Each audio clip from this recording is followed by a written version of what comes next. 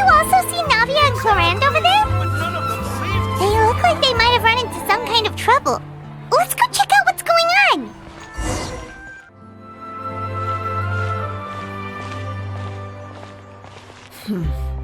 Still no dice? Not at all. And I've asked pretty much everyone in the court of Fontaine already. Lynette's ears drooped as soon as she heard that we'd have to be out and about for days on end. And Fremine, he hid himself under his helmet as soon as he realized there'd be people around that he didn't know. What about Chiori and Charlotte? I feel like both of them would be more than up to it. I've asked them already, but they're both pretty busy right now. I just gave the members of the Spina a few days off, too, so I don't want to bother them either. This is getting pretty difficult. Navia, Clorinde, what's up? Oh, my. Well, if it isn't my dear partners. How are you all doing? Navia? Huh? Oh, you mean... Yep, this is our chance. Do you need our help with something? Oh, precisely. My dear partners, we've got a huge problem right now that only you can solve. Whoa, for real? Absolutely. We've already exhausted all our other options. Traveler, Paimon, would you join us and play Marechaussee Hunter Judgment Day? Marechaussee what now? It's a new game script by the Tabletop Troupe, a local roleplay adventure club. Ever heard of the Tabletop Troupe? They put out games that allow you to participate in a story and roleplay characters with your friends. Oh, I've loved their stuff ever since I was a kid. That sounds super interesting. Clorinde and I are both veteran members of the club.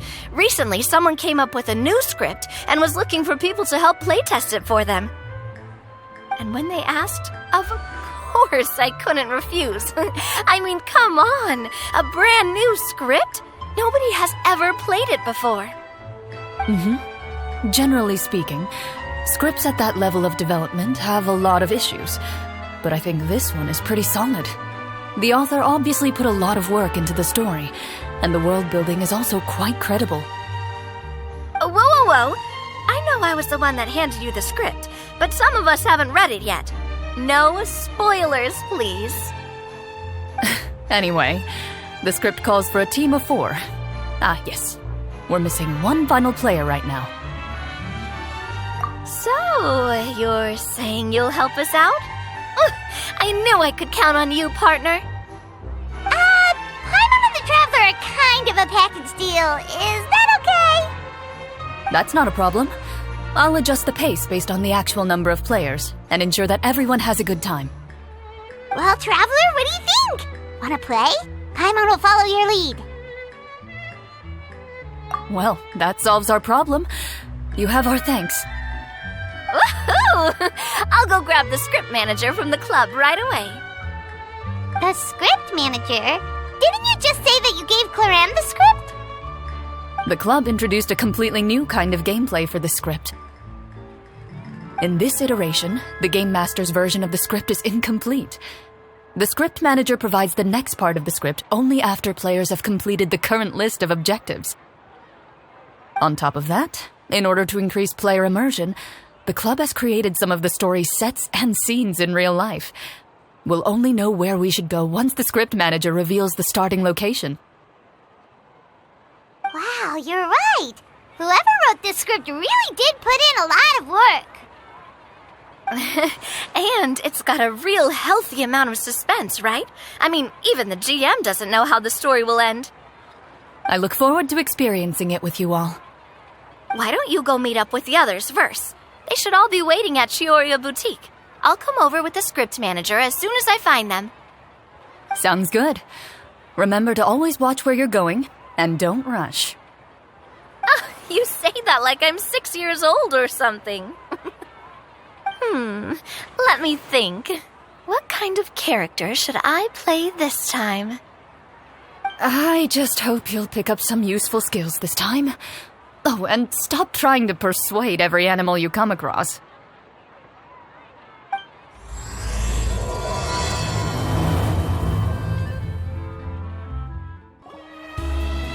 Oh, sorry to keep you waiting.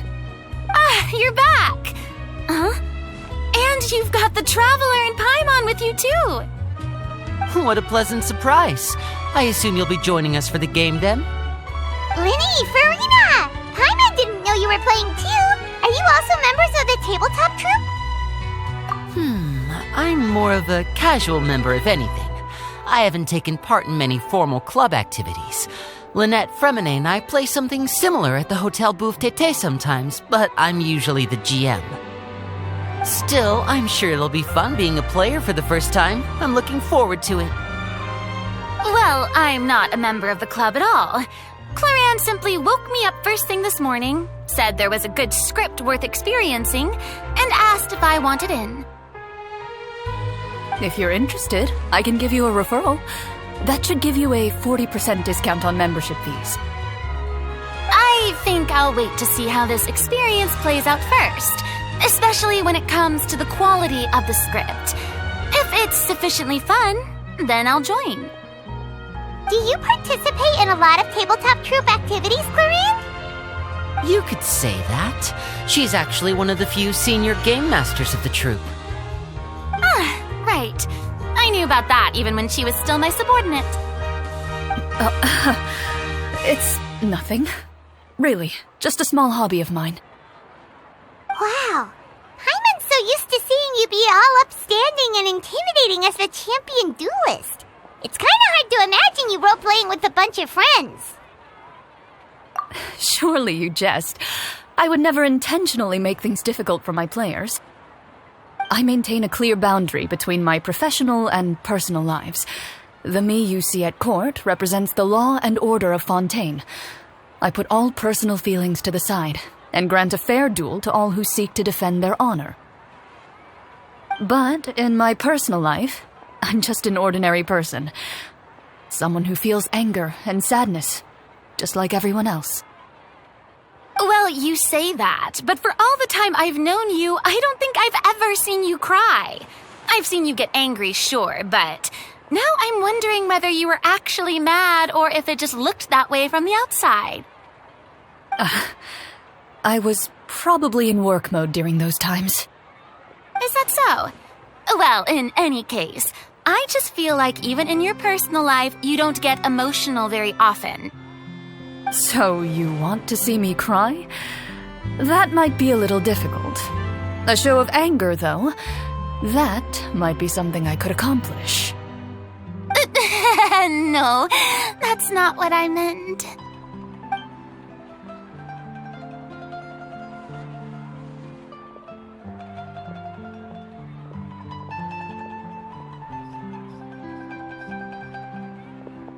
Ah, I'm back! Here, allow me to introduce you to the script manager, Mr. Florian. Pleasure to meet you all. Hello? Wait, are you a champion duelist too, Mr. Florian? Oh, no. This is just the costume provided by the club. I occasionally play a few of the roles in my scripts. That sounds like a lot of work. It's nothing. It's the least we can do to give the players a more immersive experience. Anyway, allow me to give you a brief introduction of the script. This script was adapted from the real history of the Marachose hunters.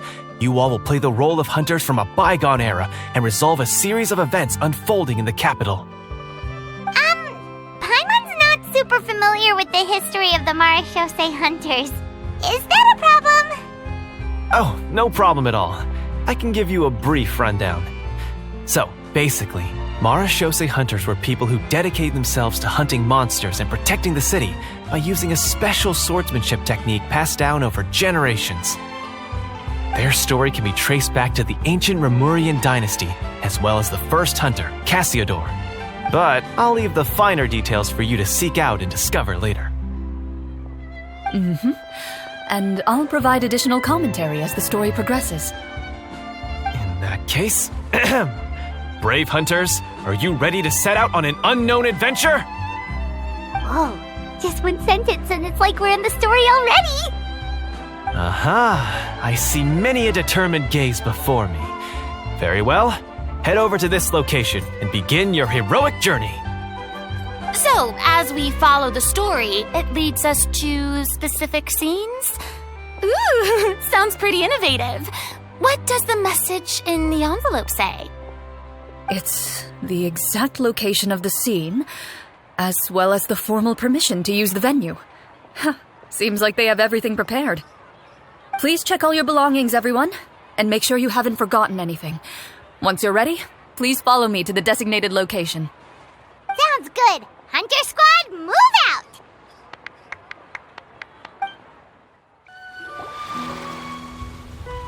Whoa, they really have thought of everything. Even the Fatometer is here and ready to go for us. The Fatometer? What's that? It's a card that's used to determine action success or failure. We'll need to use it when we try to use certain skills. And what about all the dessert and tea? Is that for us as well? That's what the message said. Oh, really? That's so nice. It feels just like a tea party with friends. Those snacks have Paimon's name written all over them! I think you might be more of a snack hunter than a marashose hunter, Paimon. Snack Hunter Paimon reported for duty! If there are delicious snacks to be found, Paimon will track down every last one! The desserts are great. But I'm still looking forward to the story more than anything. Very fair. Then, let us begin. First, please pick up the blank character cards in front of you and write down your name and profession. You can find an abbreviated version of the rules printed on the back of your character card. If you have any questions, feel free to ask me. In this story, everyone is a marashose hunter. To reflect this, the club has prepared a small badge for everyone. Ooh, nice! As hunters, you have proficiency in swordsmanship and fighting by default, so there's no need to allocate any additional skill points to those areas. Swordsmanship? So there's a fighting part to all of this? Paimon's not sure she can do all that on her own. Maybe Paimon can just stick with you? Why don't you share a character card then? The traveler will be the marashose hunter, and you can be his little floating assistant. Kinda like in real life. So, for the name, do I fill it out with the name of my character? Yep, it can be any name you like. You can use your real name too if you want. I do that whenever I get too lazy to think of a new name. Oh, so it would be like experiencing a different life, but still as yourself. That's not a bad idea. In that case, I think I'll continue to use the name Linny then. Next up is the skill sheet. You have a limited amount of skill points that you can use to learn a number of skills. The more points you invest in a particular skill, the easier it will be to pass associated checks. I'll take persuasion and investigation. Those are must-haves when it comes to missions like these. Oh, those skills sound like they'd be useful for gathering intelligence! Good idea, Navia! Just as expected of a veteran player. So, should we also take those skills then? Not necessarily. Since we're working together as a team, we could leave the negotiations to Navia and use our skill points to pick up other useful skills. For example, I think I'll take stealth and sleight of hand. That will give us more options if we run into any situations we can't negotiate our way out of. Oh, interesting. I wasn't thinking about it like that. I suppose it's not so different from an acting troupe. Everyone has their own role to play. Let me see. I'll take arts and performance. I'm not quite sure what use they'll be, but I'm not as knowledgeable about the other skills. and I am not too confident I'd be able to roleplay them well. Well, that leaves us. What do you want to learn, Traveler? Ooh, so you want to help people when they're injured. That's nice of you. Oh, something that'll help you get a read on other people's thoughts. Sounds useful. So what do you think? Are you sure you want to learn these 2 skills? Let's see.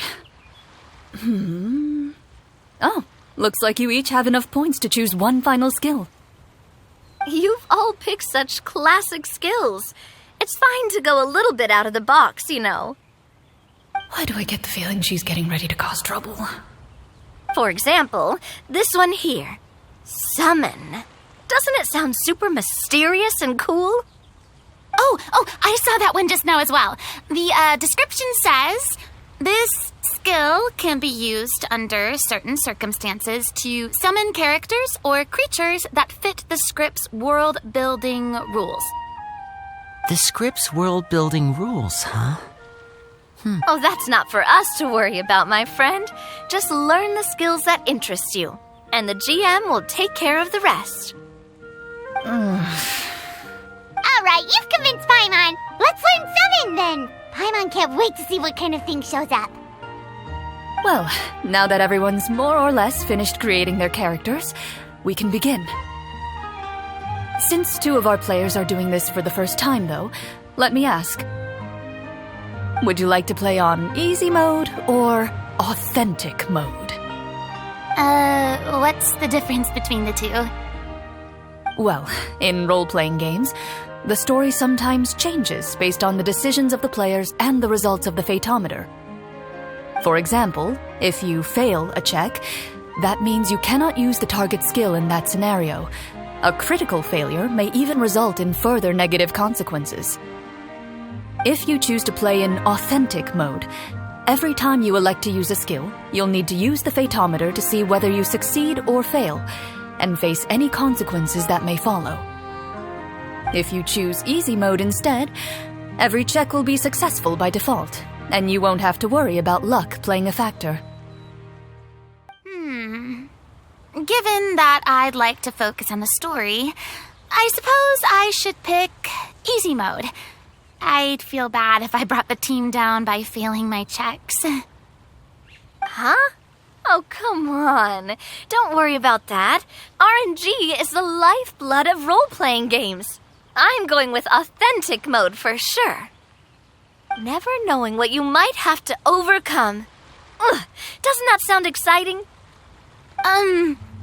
I'd rather be mentally prepared for what might happen. All right, then I'll mark down Farina for easy mode. All her checks will be successful by default. As usual, Navia and Linny will play on authentic mode. What about you, dear partner? How would you like to play? Are you sure? Trust me, you'll see the beauty of RNG. Honestly, I don't think Clorinde would make things too difficult for us no matter what the fatometer says. Isn't that right, Clorinde? No promises. That wasn't super reassuring. Well, anyway, enough talk. Let's get started. I want to experience at least a good chunk of the story today. Speaking of the story, why is the beginning scene on a beach? Well, that's because... A long time ago, back when human civilization was still in its infancy, powerful demons and evil sorcerers ruled over the land. They created a host of monsters and sent them to slaughter all humans in existence. Soon, a group of human rebels banded together. With their swords raised, they swore to brave the darkness, and in doing so, subdue each and every monster that sought their destruction. They became known as the Marachose Hunters.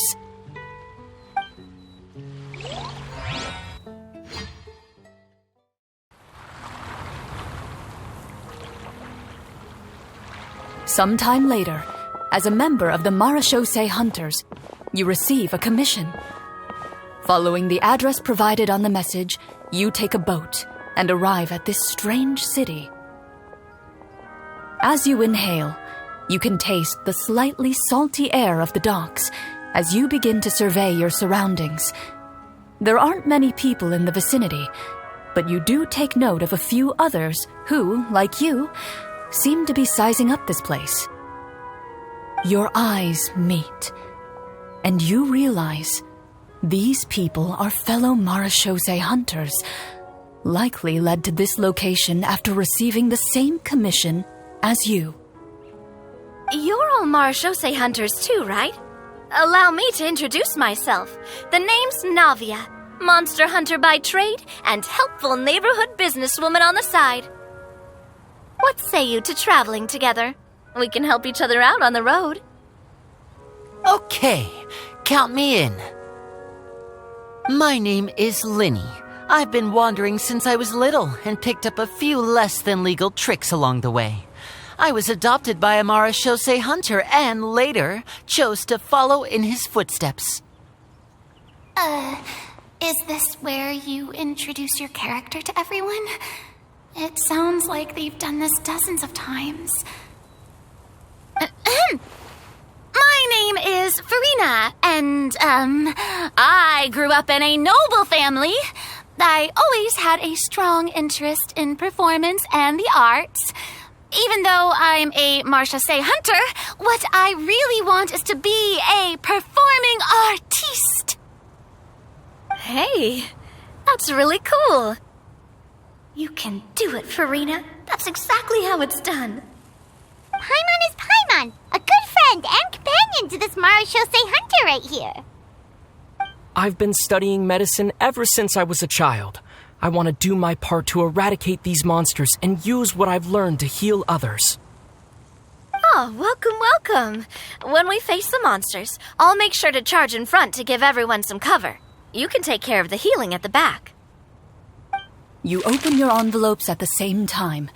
The message reads, "To the honorable and trustworthy marechaussee hunters, our kingdom is currently facing a grave crisis.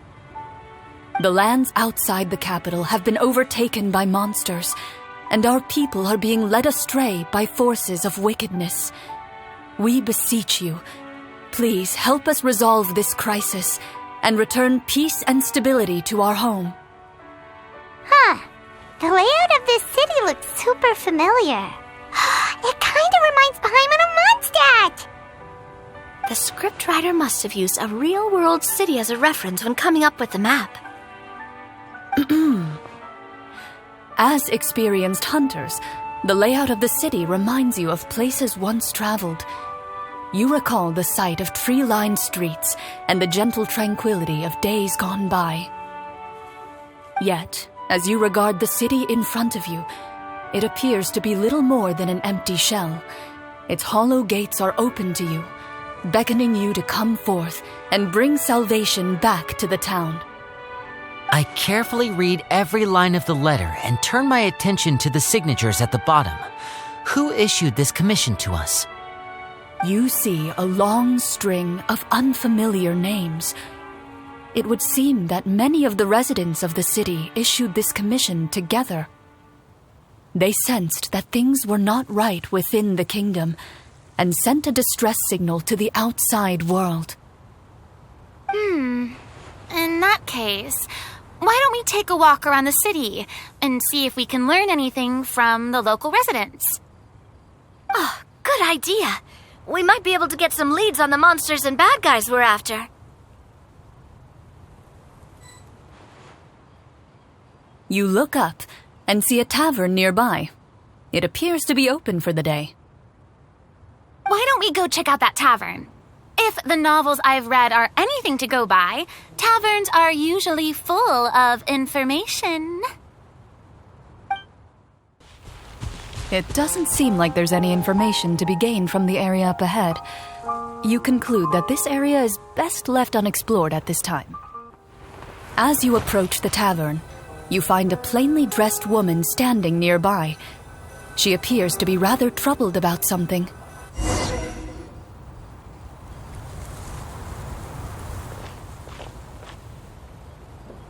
Greetings, friend. Lovely weather we're having today, don't you think? Oh, hello. I suppose you're right. The weather today is quite lovely. If only those monsters out there would stop causing trouble. It seems like every character included in the script has a certain amount of useful information to offer. If we keep asking questions, we might be able to get some good leads. Oh, come now, don't be sad. Life is all about optimism. Oh, that reminds me. What did you have for breakfast this morning? I don't think that's the kind of question we're supposed to ask. Nothing turns a frown upside down like good food. How about some macarons? I could make you some. You didn't even take cooking as one of your skill proficiencies. That's not necessary, miss. Excuse me for saying this, but you don't really look like a chef. Besides, I'm not really a fan of sweets. So you're someone who barely smiles and doesn't like sweets. You're really starting to remind me of this one friend of mine. Hey! Did she just... me? Gloria must have broke character for a second. This isn't getting us anywhere.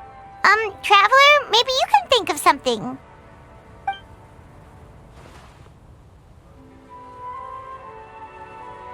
The results of insight checks aren't disclosed to the players, so I'll be the one consulting the fatometer.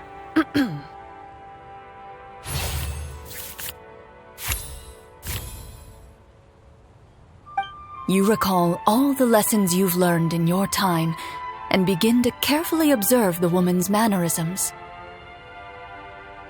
You notice that when she's quiet, she has an empty look in her eyes, as if her thoughts have drifted to a place far, far away.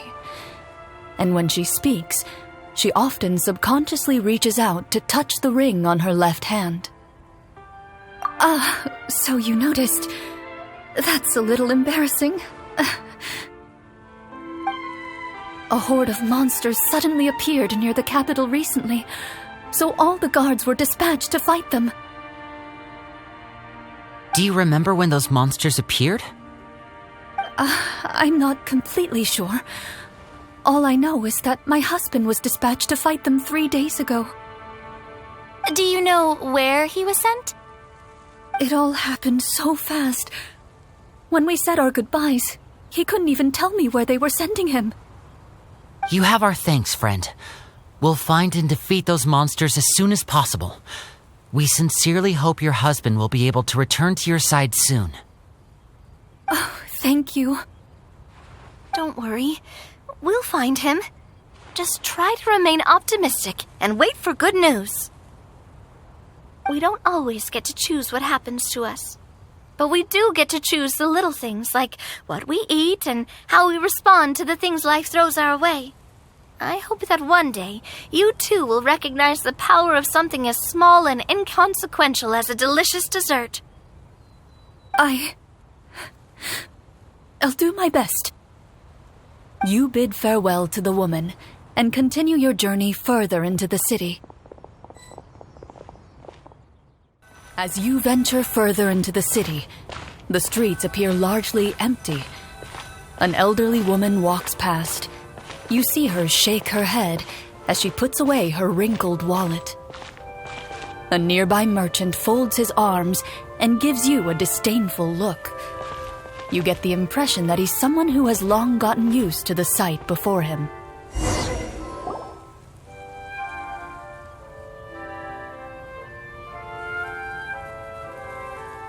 Although he doesn't seem very friendly, merchants are usually a good source of information, right? Pardon me, sir. I'd like to ask a question if I may. That depends. How much are you willing to pay? How about this much? What do you take me for? Some lowly beggar?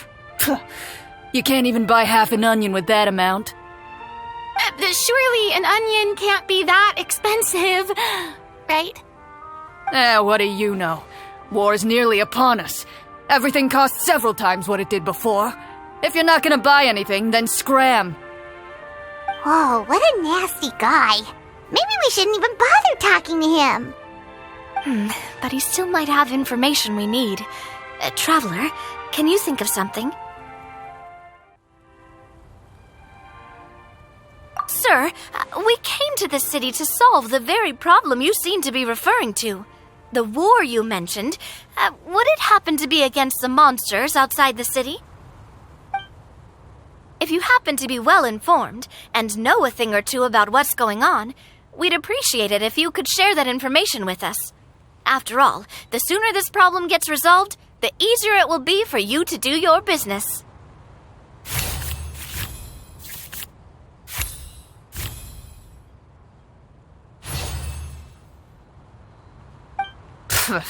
Well, things are basically as you said, young lady. Those monsters are camped outside the city, and they've been destroying all our trade routes. We have limited reserves within the city, so if this continues, we're all gonna be in big trouble. Wait, you're saying no one has put a plan in place to distribute supplies or maintain order? We could all starve, and those nobles in the palace wouldn't even break a sweat. Who knows? Maybe they've been in cahoots with the monsters all along. That is concerning. All right. That's all the information you need, right? Off with you now. I've still got business to do. You know, if you smiled a little more, you'd definitely get more business. And I bet that would make your life just a little bit sweeter. I'm not saying it's guaranteed to work. It's just a tip. Should we try to go somewhere with more people? Oh, how about the city square? Follow me. Before you lies the city's central square. You see a man with a slightly anxious look on his face, pacing back and forth, his head hanging low. He doesn't seem to notice your approach. Still immersed in his own thoughts, he shakes his head and lets out a long sigh. This guy seems promising enough. Maybe I can get some information out of him. Hello, sir. Is there anything I can do to help you? Wait, you're... I'm... Oh, dear goodness! You're a Marashose hunter! You recognize us?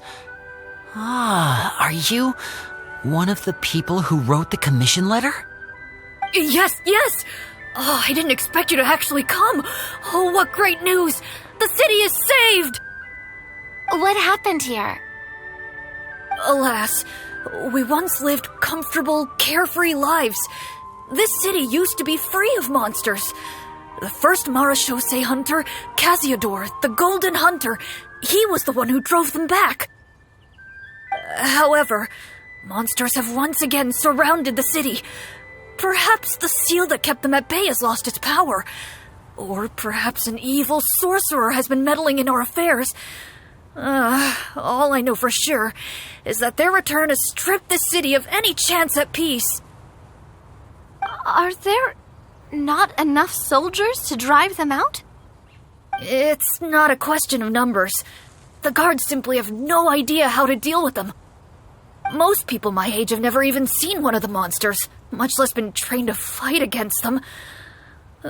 What's worse, many of us don't even know the history of the Marashose hunters anymore. When I was a child, though, my grandfather would tell me stories about how the Marashose hunters drove back the monsters. So, on the off chance that something might come of it, I decided to reach out to you. To be perfectly honest, I was starting to think all those stories were just tall tales. But now that I've seen you in person, I finally know that it was true. Well, you can rest easy, friend. The righteous and formidable Marashose hunters are on the case. The man is touched by your determination and resolve. His eyes begin to well with tears of relief. Still, if we are going to hunt the monsters, we need to know where to find them. Can you give us any leads? All I know is that the area outside the city is dangerous. I'm afraid I can't point you toward a specific location. Oh, although, if you leave the capital through the main gate and follow the road, you should run into a group of guards. They might know more about where to find the monsters. I see. We'll go look for them then. All right, be careful. Oh, and one last thing. The monsters outside the city are just part of the problem.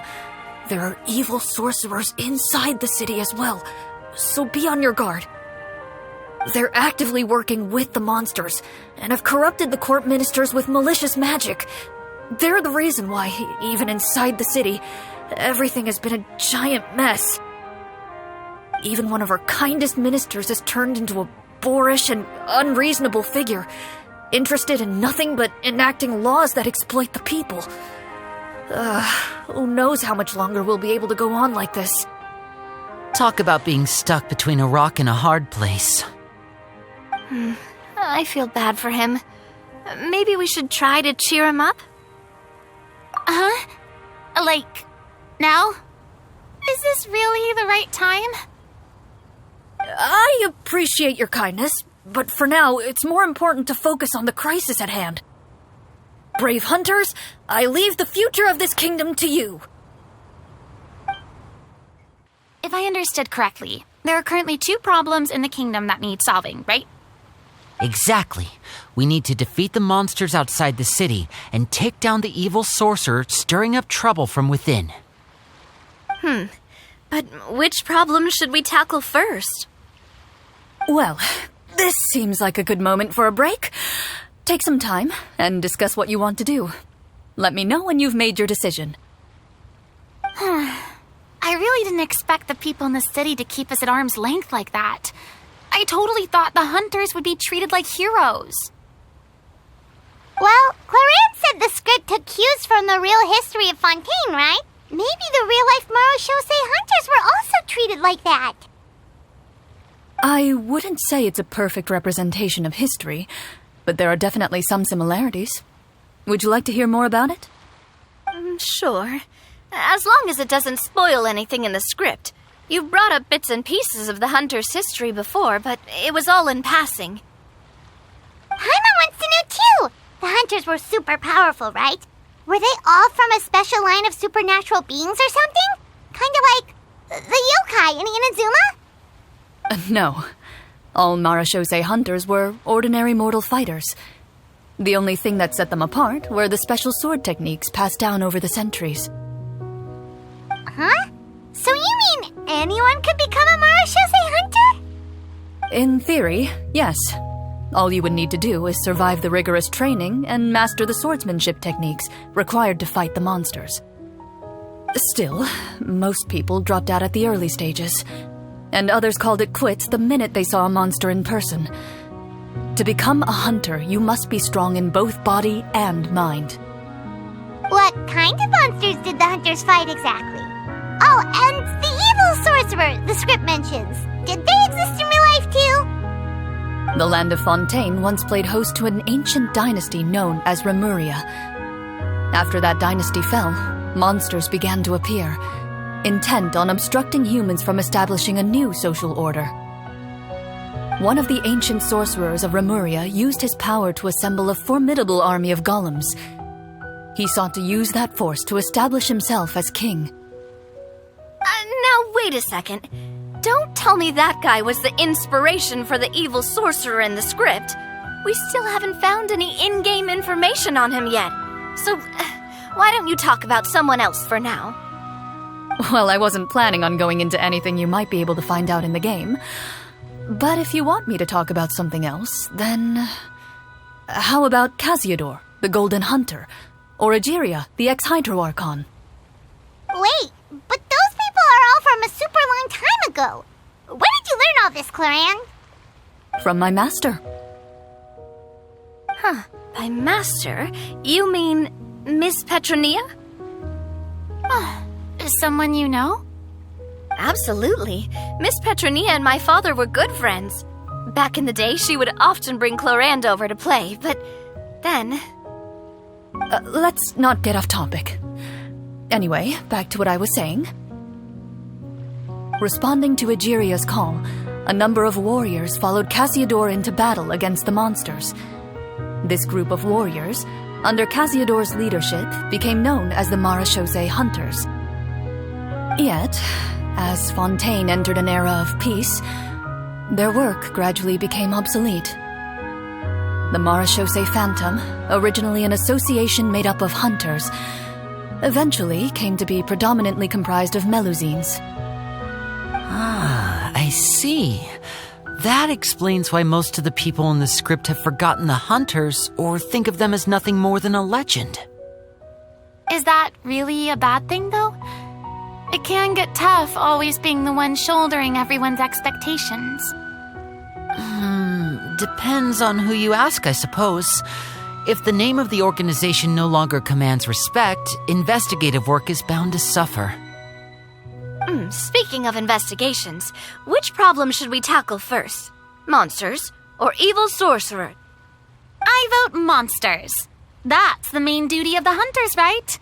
We can come back to the sorcerer later. Well said, Miss Farina.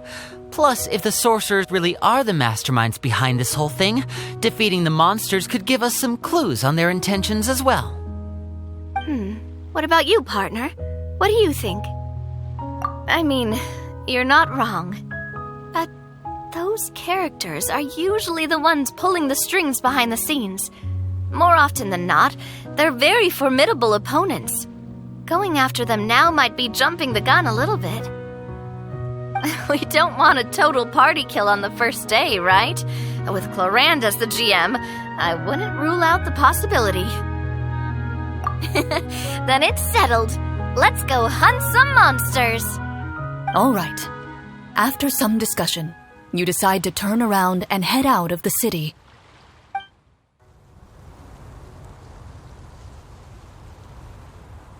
Let's take a look around, like that guy said. You there! Outsiders, halt! Who's there? An armored man approaches you. He has a tall, muscular build and a determined expression in his eyes. Just one look, and you can tell he's fought in his fair share of battles. Although he's trying his best to conceal his current state, his uneven gait and the sweat dripping down his forehead make it obvious that he's been wounded and is in serious pain. I'm the captain of the guard. I saw you sneaking around the city earlier, so I'll only ask this once.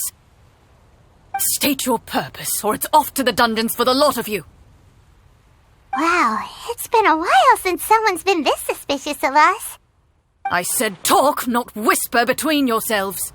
Have you ever heard of the Marechaussee Hunters? Marechaussee Hunters? Ha! That fairy tale, you mean? What, you expect me to believe you're one of them?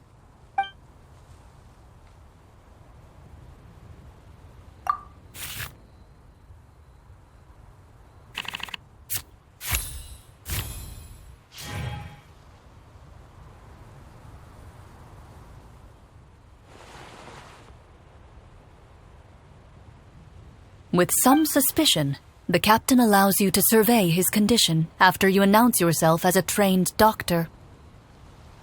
Unfortunately, you're unable to adequately assess the source of his injury, much less come up with a way to relieve his pain. I'm sorry. My skills are a little rusty. Well, this is no ordinary wound. It was inflicted by a monster. Now tell me, are you truly a Marechaussee Hunter? He regards you with suspicion for quite some time before shaking his head. Perhaps he's finally accepted that you're here to help. Sir, we were indeed in the city earlier, but our purpose was only to gather information on the monsters. We're here to help the city and all the people within it. Your guards are still fighting the monsters as we speak. They could be seriously wounded and in grave need of support. You need all the help you can get.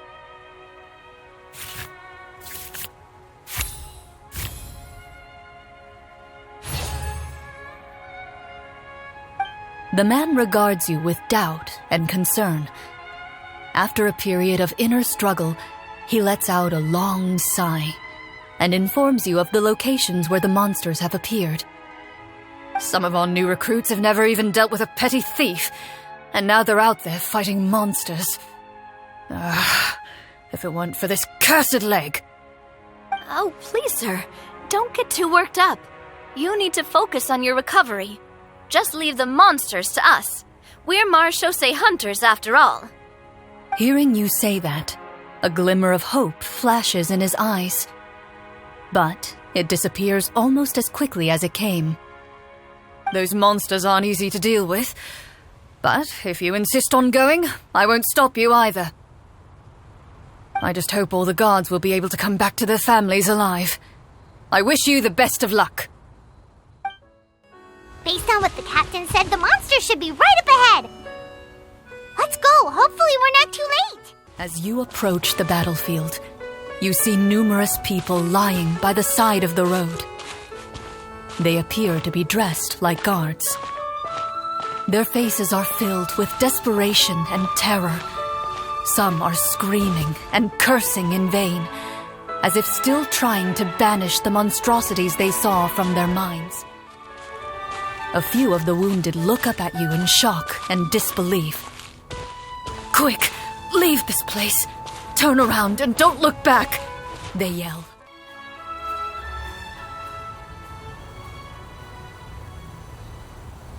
This is the place he mentioned, right?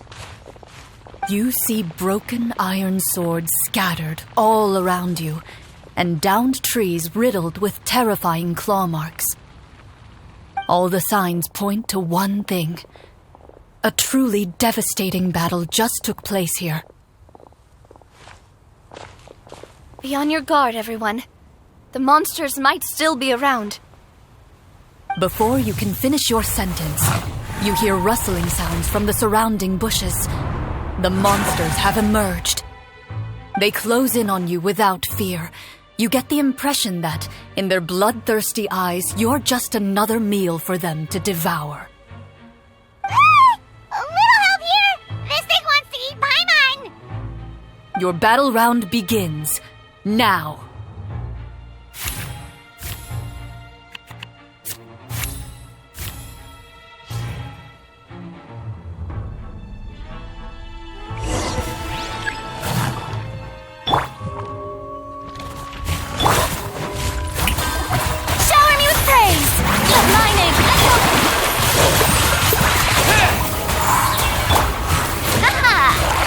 The next battle round begins now.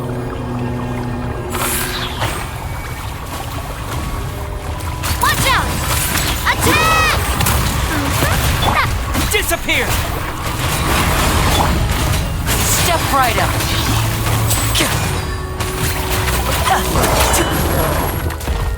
The monsters let out a terrifying roar of anger and resentment before dissipating into thin air.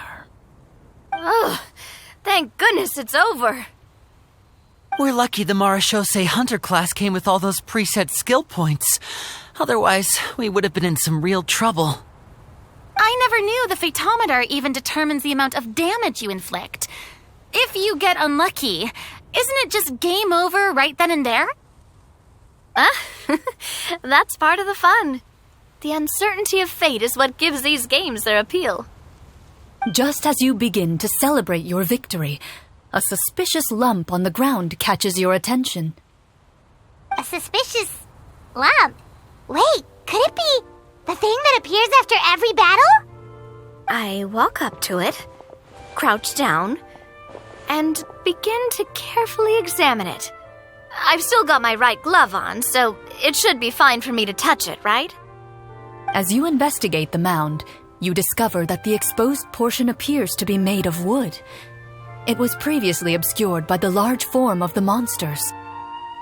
With the monsters gone, the small protrusion now awaits your discovery, poking out of the ground like a shy flower bud.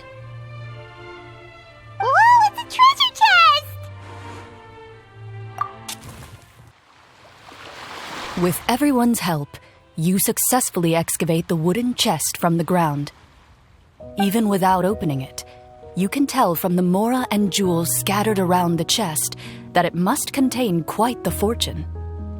Makes sense. We worked hard for this. Let's open it and we can share what's inside. I can understand your excitement, Paimon, but think about it. Doesn't it seem like there are people out there who need this treasure more than us? Yeah. Think about all the people suffering in the capital. Or all those guards who got hurt fighting the monsters. Wouldn't it be better if we gave the treasure to them? Wait, is that how it works? Paimon thought since we were the ones to dig it up, we could just take it for ourselves. Well, let's put it this way. Any decision you make during a role-playing game can impact the future course of the story. But would the people really believe us? It's hard enough for us to prove we're Marchese hunters. What if they think we procured the treasure illegally? They might get even more suspicious of us. That's definitely something we should consider. Maybe we can come up with an explanation in advance. Well, if donating it could cause that much trouble, why don't we use it to buy some gear and fill up on good food? Then we'll be ready to fight even more bad guys. Looks like you're facing a difficult choice once again.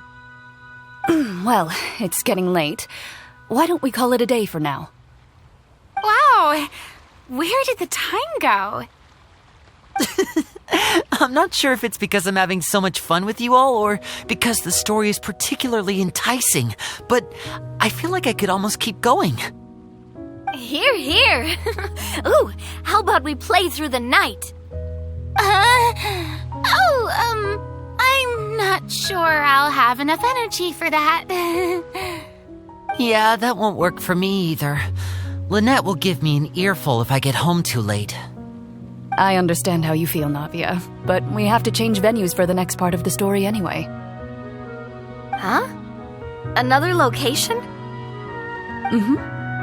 There's a special note for the GM at the end of this section that says to proceed to an indoor set for the next part of the script. Whoa, they really pulled out all the stops for this new script. Well, even if we end the game for the day, we can still stay a little longer and hear Clorinde finish her story, right? Paimon wants to hear more about the history of the hunters. Something tells me you just want to finish the free desserts before we break for the day. That's just a coincidence, okay? Besides, to Paimon, not finishing free food feels even worse than having to buy your own.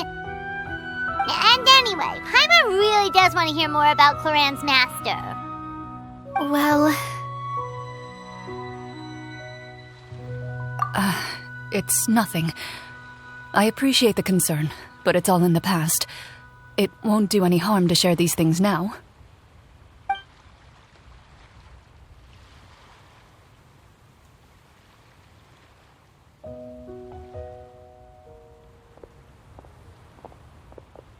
My earliest memories are of living with Master. According to her, she saved me from certain people of ill repute. My birth parents had left me behind some time before that. What a heavy beginning for a life story. Master was a fascinating individual, if inexperienced in the ways of raising children. My first ever toy was a short sword, although I suppose it wasn't so much a toy as something Master removed from her waist and handed to a noisy child in need of distraction. Oh, wait, so she handed an actual sword to a child? Isn't that dangerous? Did you hurt yourself? Of course I did. I cut my palm and bled quite a lot. But Master was not concerned. She just stood there and casually lectured me about it. See, that's what you get for not holding the sword properly, she told me. She then crouched down next to me and said, "Give me your hand. I'll teach you to bandage this wound. After that, it's time to learn how to truly hold a blade." Excuse me for asking this, Clorinde, but how old were you exactly when all this happened? Probably around, 3, give or take. 3? Isn't that when most kids are still struggling to hold a fork? As I said, Master was rather inexperienced in the ways of raising children. She believed trial and error was the best way to teach a child what they're capable of. I'm not so sure this is a question of experience. I didn't see anything wrong with her ways at the time. And anyway, children don't get to choose how they're raised. Oh, she did bring me back a pet from Liyue once. It was a Geovishap hatchling. A Geovishap hatchling? For a pet? That seems even more dangerous. What she said was this: make sure to get along, you two. If you really can't agree on something, just settle it with a fight. Whoever loses is the real pet. And how old were you when this happened? 5. Well, did you win? No, I lost. So you're saying you actually became the Geovishap's pet? Yes, but only for a week. By the end of that week, I defeated it in combat, and we've shared a cordial relationship ever since. That really doesn't sound like the kind of childhood someone should have. Later on, I gradually understood that Master most likely didn't know any other way to raise a child. She was a marachose hunter, but I never heard her bring up her own parents. Thanks to her, I learned how to navigate the forest by the age of 6, and could hunt monsters in the wild by myself the year after that. Even though the training she subjected me to was strict, she always made sure to take me traveling when she had the time. We met many of her friends during those days. That was also how I met Mr. Callis and his family. I still remember the first time we met. You were too scared to join our picnic and hid behind Ms. Petronia the whole time. I still hadn't really met many children my age at that time, so I didn't know how to interact with others. After that, though, you started coming over a lot. You loved challenging people to shooting competitions, remember? I don't think many members of the Spina ever beat you in one of those. I had a lot of fun during those days. I enjoyed them too. Oh, do you remember that one time we went exploring around the Spina together? We overheard Papa call your master Fontaine's Protector of Justice. We tried to pretend like we never heard anything, but you nearly let it slip that one time. Protector of Justice? Oh, wait, you mean that vigilante hero from 20 years ago? The one who is always active at night? Yep, that would be her. She often would put on a black cloak and go out at night. I never knew where she went or what she was doing. Until, like Navia said, we overheard the truth from Mr. Callis that night. 20 years ago, huh? I still remember the guards leaving all kinds of witness reports about her on Nervalette's desk. My apologies. Oh, there's no need to apologize.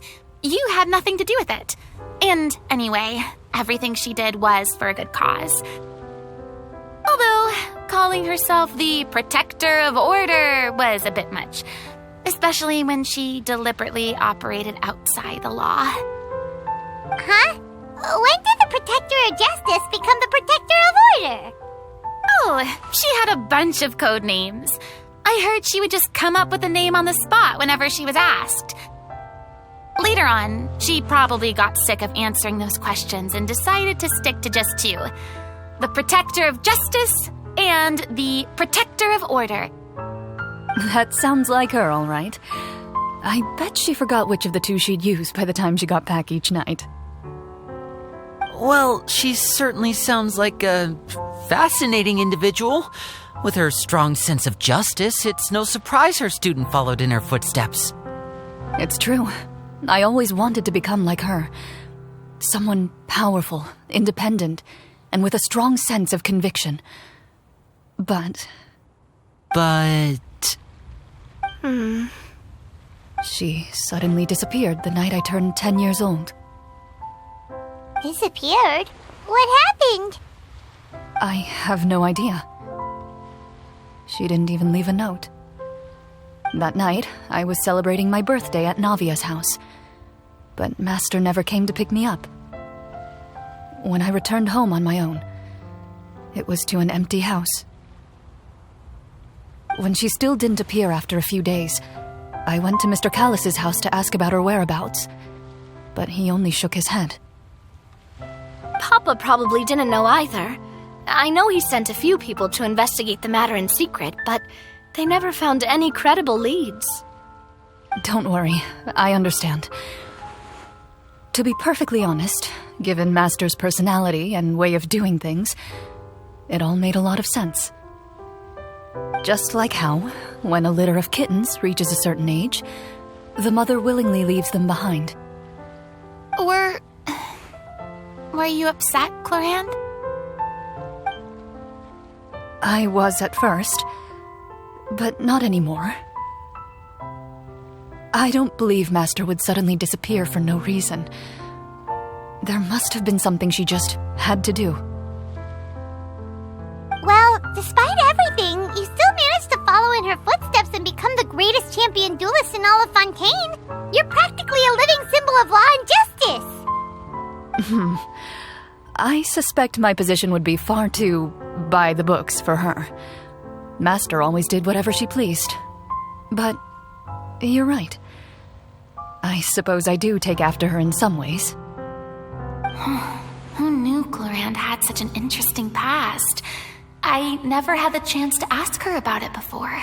And I wonder, if Clorinde's master were the champion duelist back then, would that duel against Mr. Callis have gone differently? Oh no. Judging by the atmosphere, Clorinde and Navia are probably thinking something similar. The mood just got super awkward all of a sudden. Well, anyway. Would you look at the time? It's getting dark, so we should probably call it a day for real this time. If we keep talking like this, we really will be here all night. I had a great time today, Miss Clorinde. Thank you for being our GM. Anytime. The script was good, but I've got to say, your childhood stories were even better. Hey, you should tell us more about that fight against the Geo-Bishop sometime. Maybe your master was onto something. You could be right. What does she mean, onto something? I certainly don't know any 5-year-olds who want to fight a bishop in their spare time. Guess I'll head back as well. I need to save my energy if I want to continue enjoying the story tomorrow. You're that excited to hear about my fight with the bishop? I was talking about the script. Let's go meet up with the group. Paimon's really looking forward to today's story.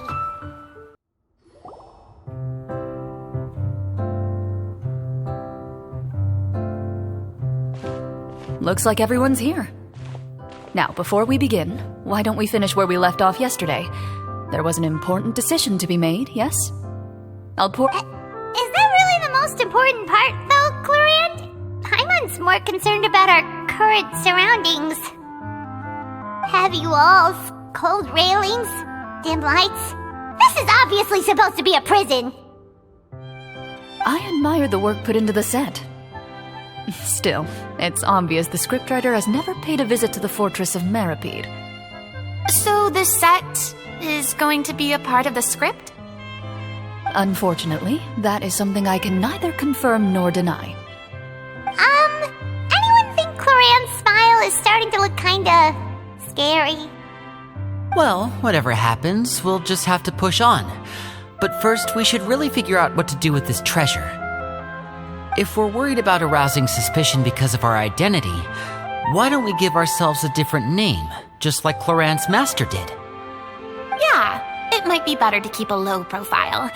As long as we're helping people, it doesn't matter who we are or what we're called.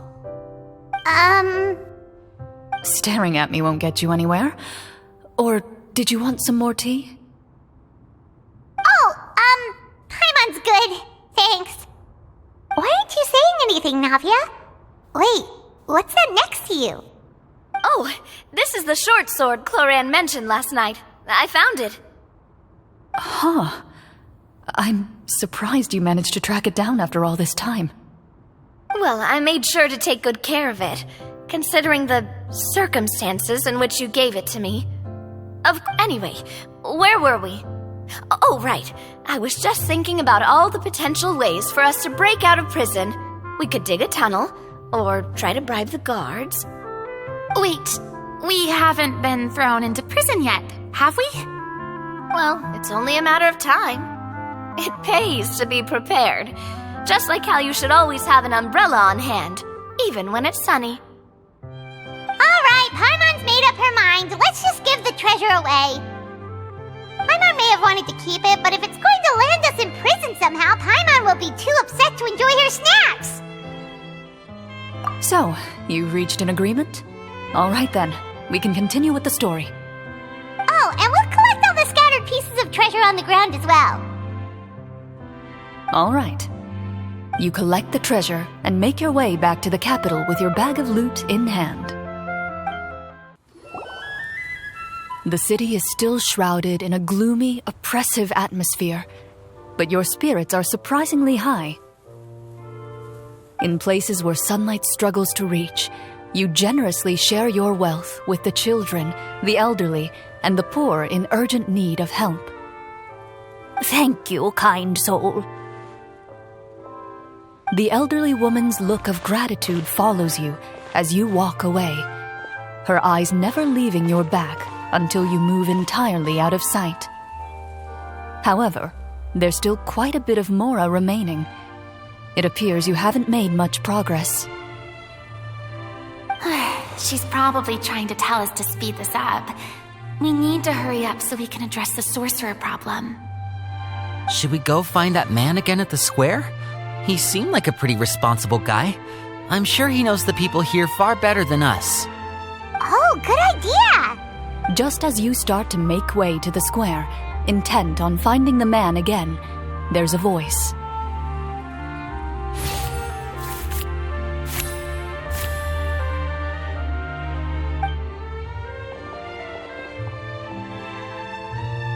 Please wait, distinguished guests. Several strange guards suddenly call out to you. They run forward to meet you and proceed to politely pay their respects. Greetings, gentlemen. Are we being invited for afternoon tea? Surely you jest, my lady. That would not be our place. It is His Excellency the King who requests to meet with you. Please come with us. Do you think this could be a trap? Well, we have to investigate the court at some point, right? Meeting the king himself would be a fantastic opportunity to do that. I say we go for it. If something happens, we'll just turn the whole place upside down. That sounds a little intense. After a quick discussion, you nod to the guards and agree to follow. They lead you all the way to the audience hall of the palace. Gilded tables line both sides of the hall. The space itself is adorned with all manner of expensive antiques, glass shelves, and silver candlesticks. The items appear quite ordinary in size and dimension, yet their presence somehow makes the emptiness of the hall feel even more surreal and ominous. Wow, it's so luxurious! The elderly king, clad in a magnificent robe, sits upon the deep crimson throne before you. He wears above his head a majestic crown, with a gemstone the size of a bird's egg set right at the very front. As you observe it, you see a complex pattern of light reflect off its surface. They're here, Your Majesty. A man dressed in dark clothes, likely a minister, shields his mouth with his hands and bends down to whisper a few words to the king. After a moment, he lowers his hands and stands back up. His gaze shifts to fixate on your group, but he does not move from his place at the king's side. The king does not appear entirely aware of his surroundings. The man by his side, though, we should keep a close eye on him. The king remains still and says nothing. Esteemed guests, allow me to thank you for coming to our faraway kingdom. Unfortunately, His Majesty the King finds himself quite exhausted from work. So please allow me, his Prime Minister, to welcome you in his stead. I've heard tell that your group, the maravilloso Hunters, used your exceptional ability with the sword to repel the monsters near the capital. Such a great deed deserves to be rewarded. However, seeing that I was not fortunate enough to observe such a feat with my own eyes, you'll forgive me for seeking to verify the truth by speaking to you myself. Well, we've got nothing to hide. You brought us here to talk, right? So we'll just explain what happened.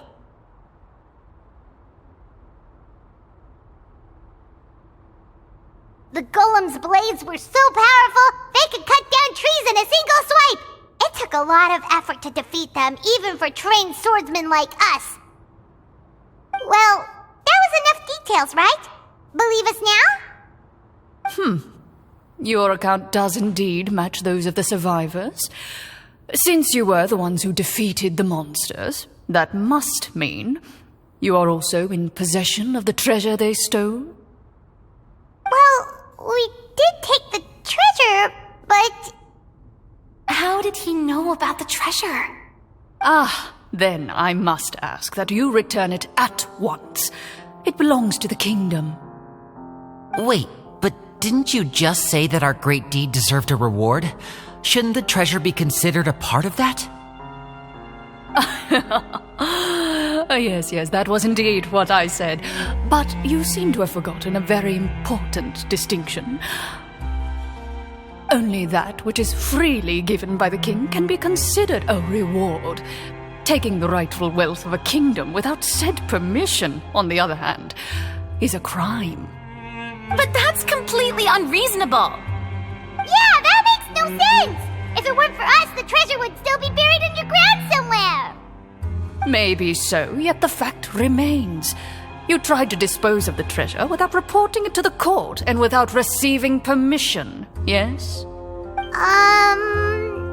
What, no answer? Surely you're not insinuating that you, a group of legendary maravilloso hunters, sought to take the treasure for yourselves? Well, what about the king? Is he just gonna let this guy talk for him the whole time? Clad in his magnificent robe, the king remains seated, with his hands resting on either side of the throne. His posture is rigid and unmoving. He stares forward with an empty look in his eyes, completely unmoved by the events before him. From the look of things, could the Prime Minister be the evil sorcerer?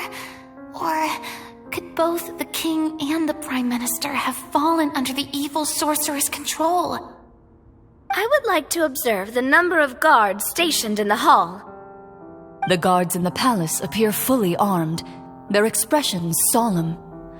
Sensing the tense atmosphere in the room, they stand at the ready, each with a hand placed upon the hilt of their sword, as if prepared to draw their weapons and surround you at a moment's notice.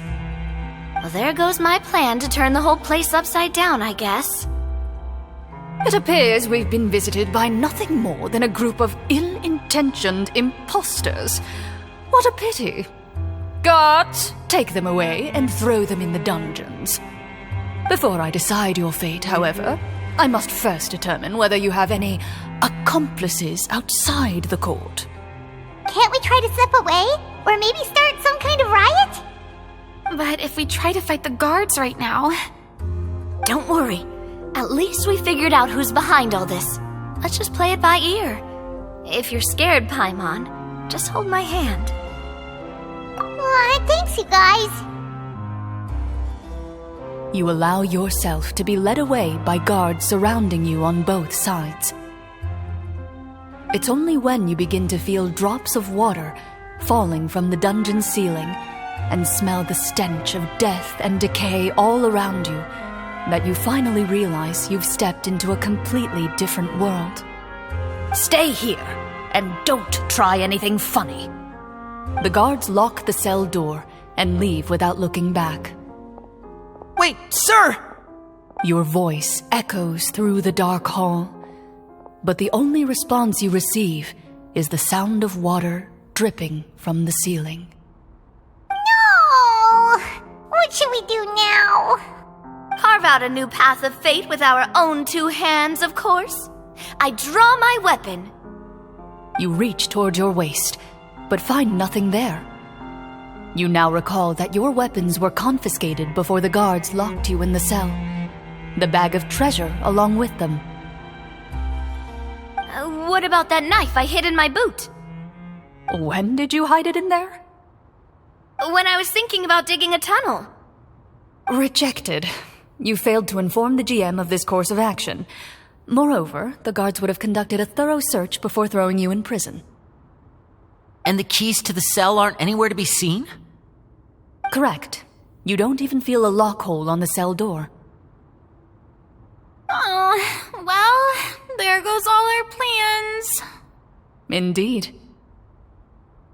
Huh? Why are you the one saying indeed? Because that statement holds true for me as well. This is where the script ends. What? But that's a terrible ending! Generally speaking, this should be the point where the scriptwriter gives the players some kind of hint, or gives the GM some kind of code for how to move forward. I mean, maybe they just really wanted us to be immersed in the feeling of being in prison? Like, they'll only show us the way out once we've grown truly and utterly desperate? That is a possibility. If only there were desserts and tea in real prison. Oh, wait, guess it's kind of how the Fortress of Meripede works if you're lucky. Oh, before I forget, Navia, the short sword you had with you earlier. I took a closer look, and the craftsmanship doesn't appear to resemble anything from this era. If I remember correctly, that style was last in vogue several hundred years ago. Wait, Clorinde said that sword used to belong to her master, right? Does that mean her master has been alive that long? I doubt it. The way she went about things often made her seem childish more than anything. I'd say the sword was most likely an heirloom passed down over time. Hang on. A precious heirloom passed down to you by your master. And you gave it to me just like that? You weren't worried I might lose it? Master left many things to me when she disappeared. There was the sword, an old key, and a good amount of junk she probably just didn't want to take with her. I gave you the sword back then, because I didn't want our friendship to end. Wait, when did this happen exactly? After the duel. Between Mr. Callis and myself.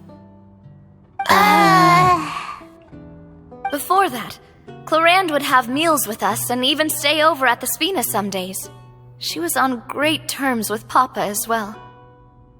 After the duel, though, there was a period of time where we simply didn't know how to face each other. She entrusted this sword to me, and never came back. We were both sad, and conflicted, and totally overthinking everything as a result. Whenever I looked at this sword, I couldn't help but wonder if Miss Petronia had never introduced us to each other at that picnic. Maybe part of the sadness I was feeling could have been avoided. Back then, it felt like I hadn't just lost a father, but a close friend as well. No one can change the past. The most important thing is that you two found your way back to each other and can enjoy things like this together. Yep, you're right. I'm sorry, you two. I didn't mean to bring up any sad memories. Think nothing of it. No one here is at fault.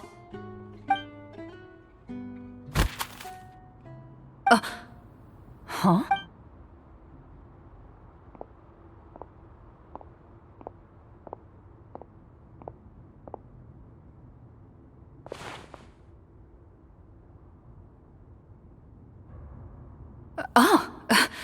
Looks like the next part of our script is here. Perfect timing. The situation was really starting to get desperate. And not just because of the prison thing. From Clorinde's face, Paimon really can't tell if it's good news or bad news. Water continues to drip from the ceiling.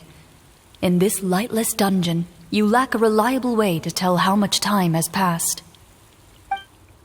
Eventually, you get used to the unpleasant odor of straw, mold, and rust, and find yourselves alternating between fits of drowsiness and despair. Suddenly, you hear footsteps outside the door. Heads up, everyone. Someone's coming. Gather close, everyone, and keep your voice down. Who are you?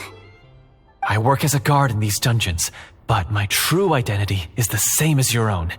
I'm also a marashose hunter. Huh? Shh! I've already sent away the other guards, but if we make too much noise... I understand, but how can we be sure we can trust you? The king has issued a formal decree. In light of the irrefutable proof of your crime, you're to be executed before tomorrow's sunrise. If you want to escape, it has to be now. Executed? We barely did anything! Monsters appearing at the same location as the treasure. Could this entire thing have been a trap? There will be time for speculation once we're out of here. As for my identity, I have no way to prove that to you just yet. Infiltrating the capital was difficult, and finding a chance to speak with you has taken a lot out of me. I could go on, but I think we can all agree that now is not the time for details. Have you seen our weapons anywhere, sir? Don't worry, I brought them with me. They're just behind the door. Still, these weapons alone won't be enough to defeat the true enemy behind the scenes. His faction is too powerful. The guards are all under his control, and he's even stationed a number of golems in various rooms throughout the palace. To defeat him, you must find a secret vault. It is said that within that vault, the marashose hunters of the past left behind a treasure with the power to defeat the sorcerer. You're not coming with us? No, I'll remain in the dungeons to deal with the guards. I'll try my best to distract them so they don't go after you. As long as my identity is not revealed, I'll be able to aid you when the final battle comes. In that case, please stay safe. Thank you for your concern. I will do my utmost. As for the location of the vault, here, this map should lead you there.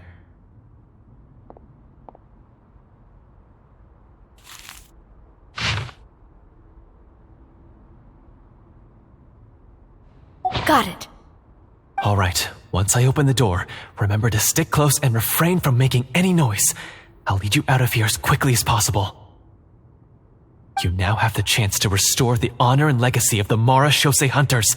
So please, get out there and reclaim what's ours. And be sure to exercise caution.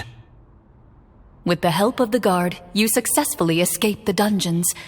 Your sense of despair and anxiety both seem to fade as you continue your quest.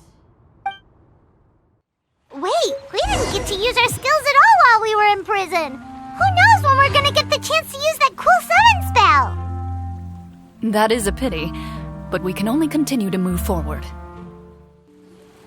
This should be the place marked on the map. This bit of rock certainly looks suspicious.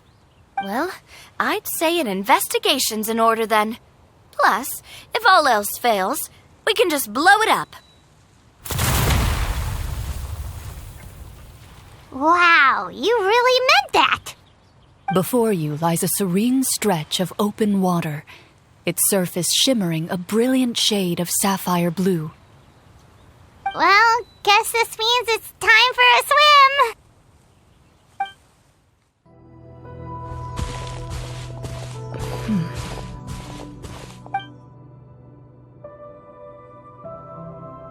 What's the matter? It's nothing. As you step into the cave, you find yourself in an eerily quiet space. Before you lies a narrow passageway that appears to trail off endlessly into the distance. Wow, this must be where the treasure is hidden! But this door is blocking our way in. It almost looks like it's been here for quite some time.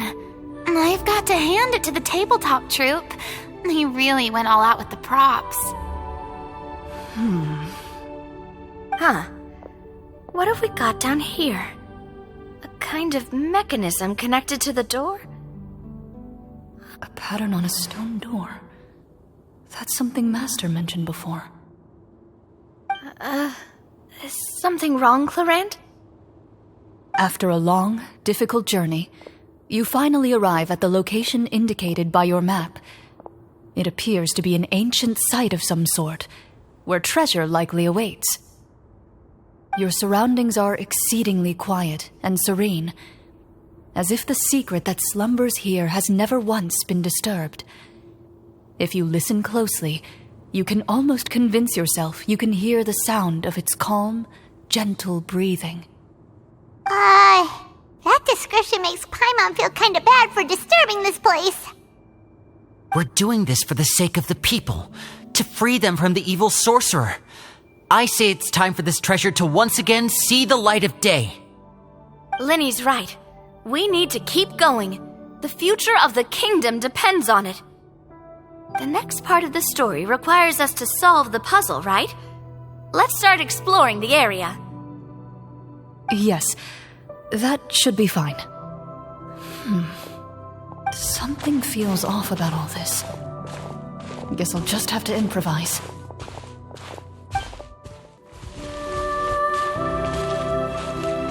I found something!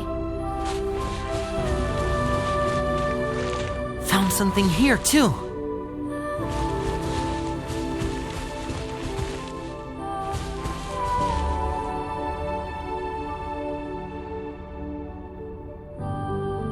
Same here.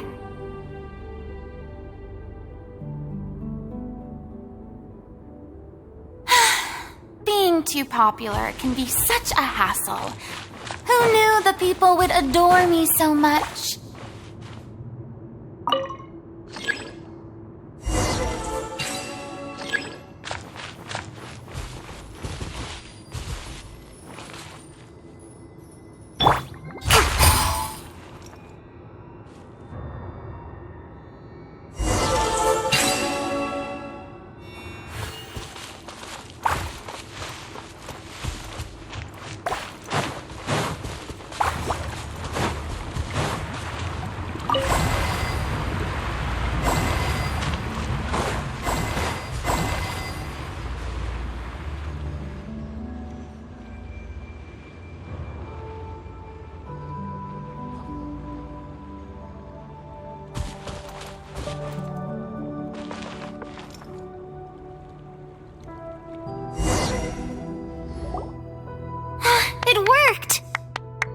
Something just appeared.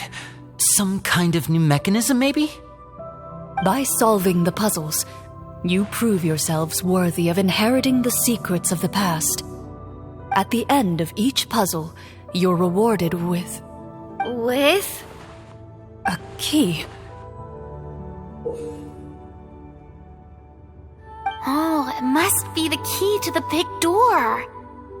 Huh? This is one of the maravilloso hunter keys that are passed down from generation to generation. It is said that 4 keys in total are required to form the final, complete key. And it seems like we just collected 3 of them. Huh? What's wrong? You hear a few strange noises.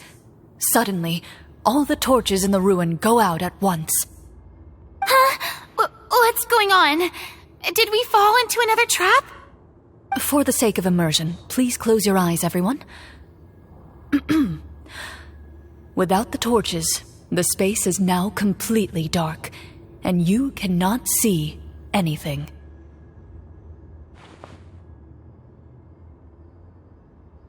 But Paimon can still see a little bit over here. Oh, right, sorry. Suddenly, you hear the sound of footsteps pierce through the darkness. There's someone else here? Oh, this is so unsettling. I can't see anything. been discovered then? Wait, that voice, it's... You recognize the voice as belonging to the guard who led you to this place. It appears he now covets the treasure for himself and has come to stake his claim. Oh, so this is just part of the script. Then I can probably relax. Well, if we can't see anything, that means we can't fight to the fullest of our abilities. Should we retreat for now? Judging by the way he's holding his sword, he must be a real Marashose hunter. But this isn't part of the script. Retreat? That's not the hunter way. If it's dark for us, then it's dark for him. We choose to fight. Your choice is noted. Please keep your eyes closed until I tell you the torches have been relit. This battle will be in the dark. You got it! Well then, let us begin.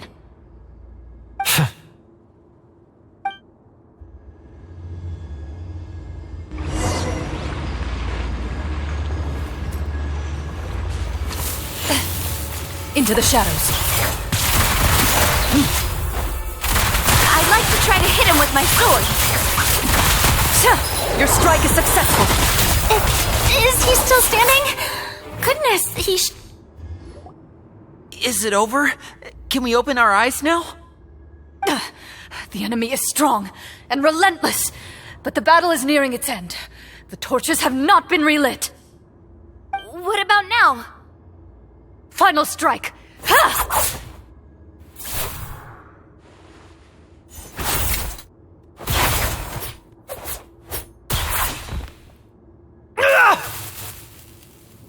Well, did we get him?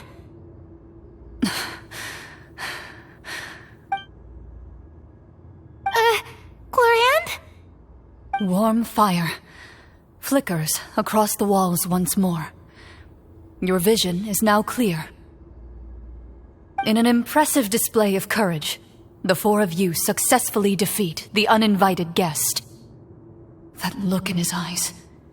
It's like he became an entirely different person as soon as I defeated him. Huh? Mr. Florian? Oh, wait. We're supposed to be role-playing. I should stay in character. Speak your name, guard. Why did you lead us here just to betray us? Is this treasure really more important to you than bringing peace to the kingdom?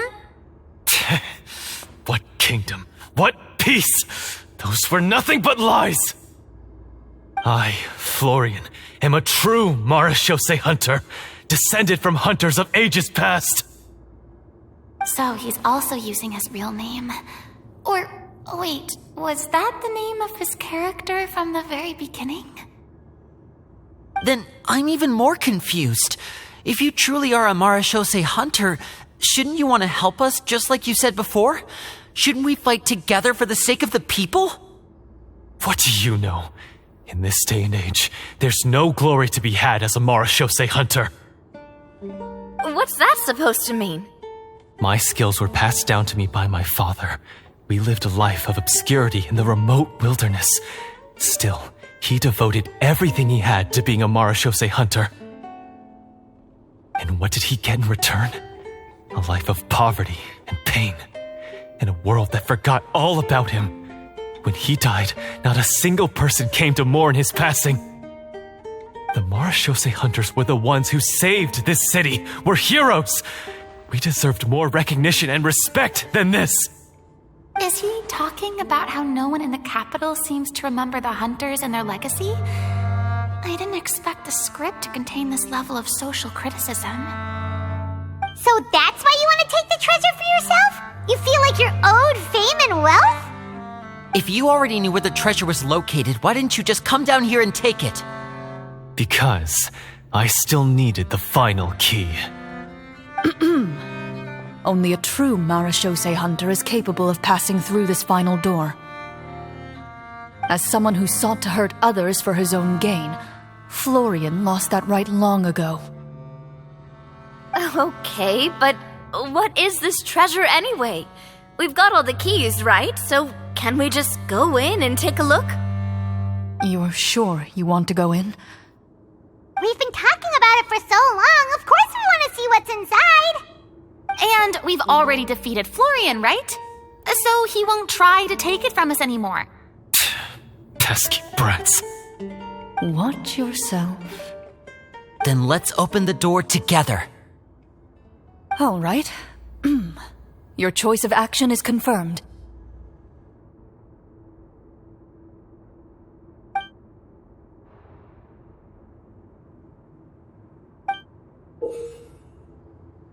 Before you, the door to the treasure, sealed and undisturbed for more than 100 years, finally swings open. You hear the shrill wail of the door hinge as it rotates for the first time after years of disuse, almost like a sleeping giant letting out an extended yawn. You get... It's open! Come on, let's go in! Paimon wants to see what's inside! Ooh, me too! Ugh, uncovering hidden treasure is the most exciting part of adventuring. What do we have here? Uh-huh. A stone tablet? And some shabby weapons?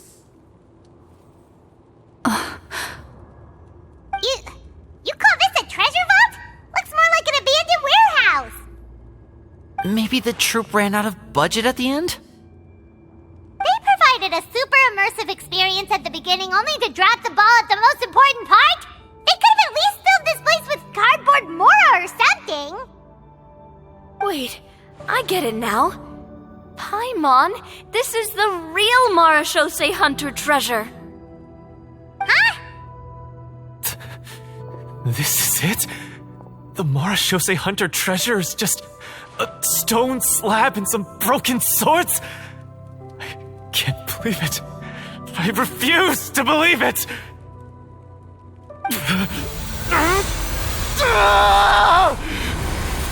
Whoa, are you okay? The Marachose Hunter before you appears to suffer a serious mental breakdown. He needs to leave the room for a moment to collect himself. One of you seems to understand the significance of the treasure already.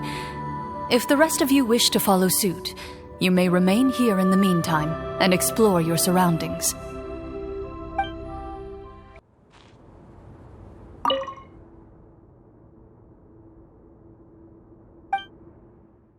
The old and broken weapons.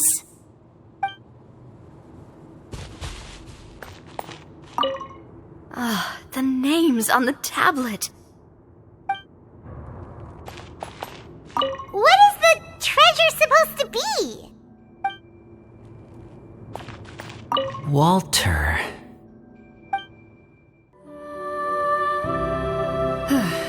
So, how are you doing? Feeling any better?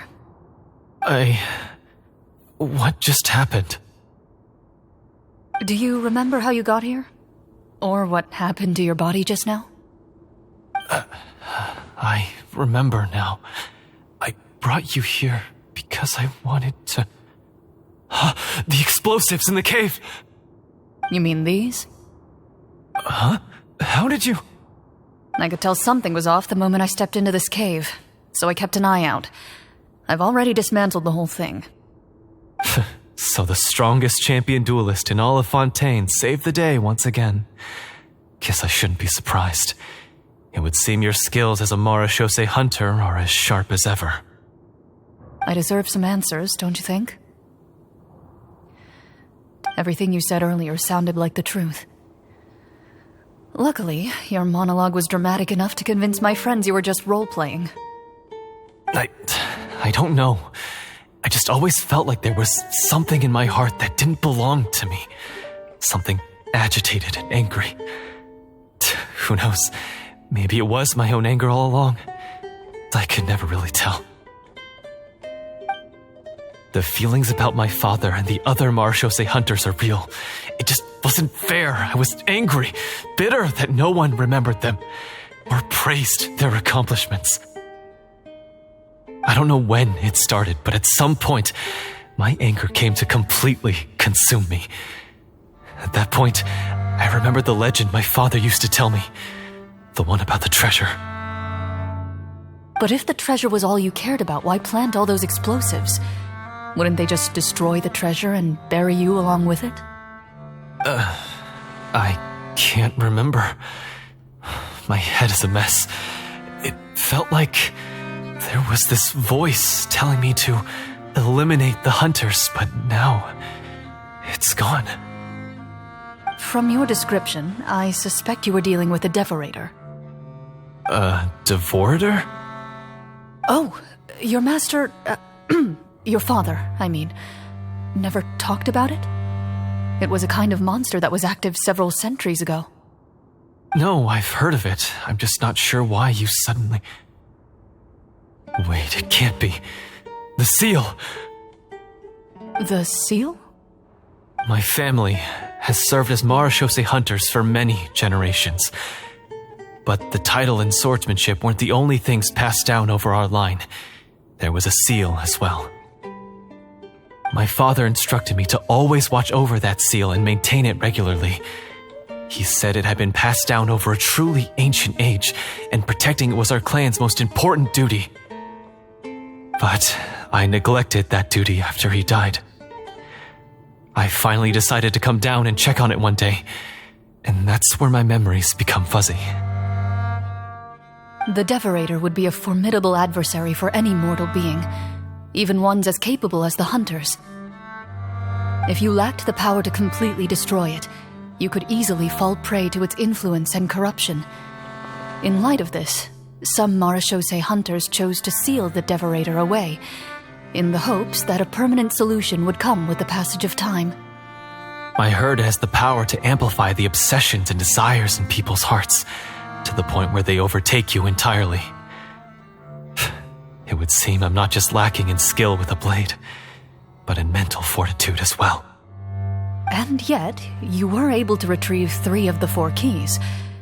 If I remember correctly, each was entrusted to a respected and capable hunter. How did you manage it? One of them belonged to my father. The second I stole from a different hunter. And the third... was one that I snatched while the person was on the way home from the tavern. I nearly died in that alley.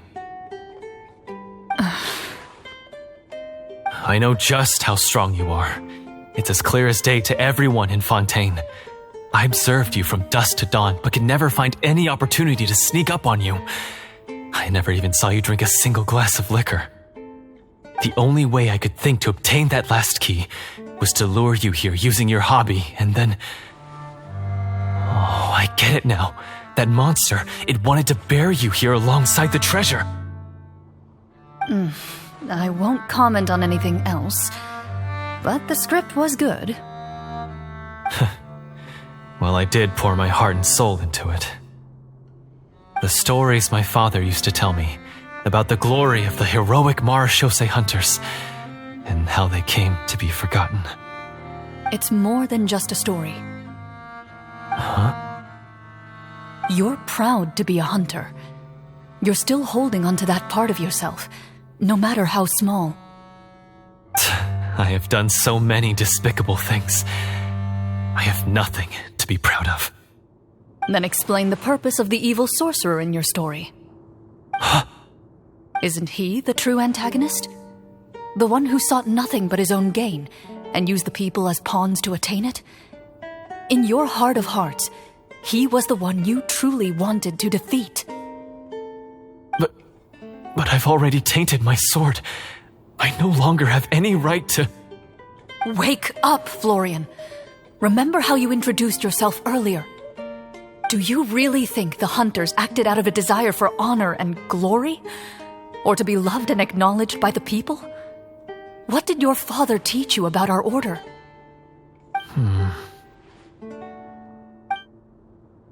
You do not wield your sword for yourself, but to protect those you serve. There's nothing special about a blade. It's the intentions of the wielder that matter above all else. Do you still not understand? Even after seeing the treasure for yourself? The contents of that room, they represent the true legacy the hunters left behind. You're right. I am a marashose hunter. It's time for me to to finally serve the people I vowed to protect all along. I wouldn't be so quick to push aside the need for redemption. I know. That's a charge I won't bother to defend myself against. Good. Then, come with me, and help me see the script through to the end. Huh? See the script through to the end? But there's no more script left. Never finished it, huh? No, I mean, I wrote the script with the sole purpose of luring you all here. There was no reason to write beyond this point. Then we'll just have to keep writing it. The evil sorcerer still needs to be defeated. You mean the Devorator?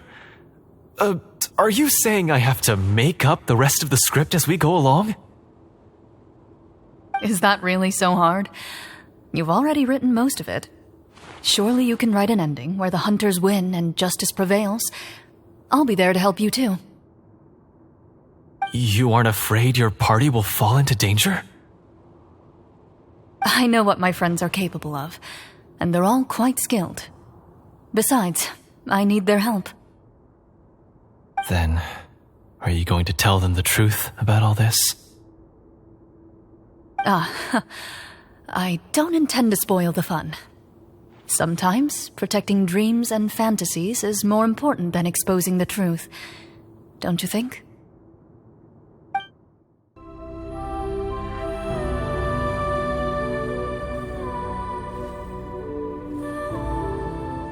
They're back!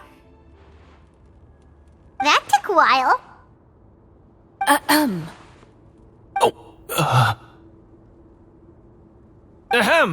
My fellow marashose hunters, please forgive me, for I have sinned.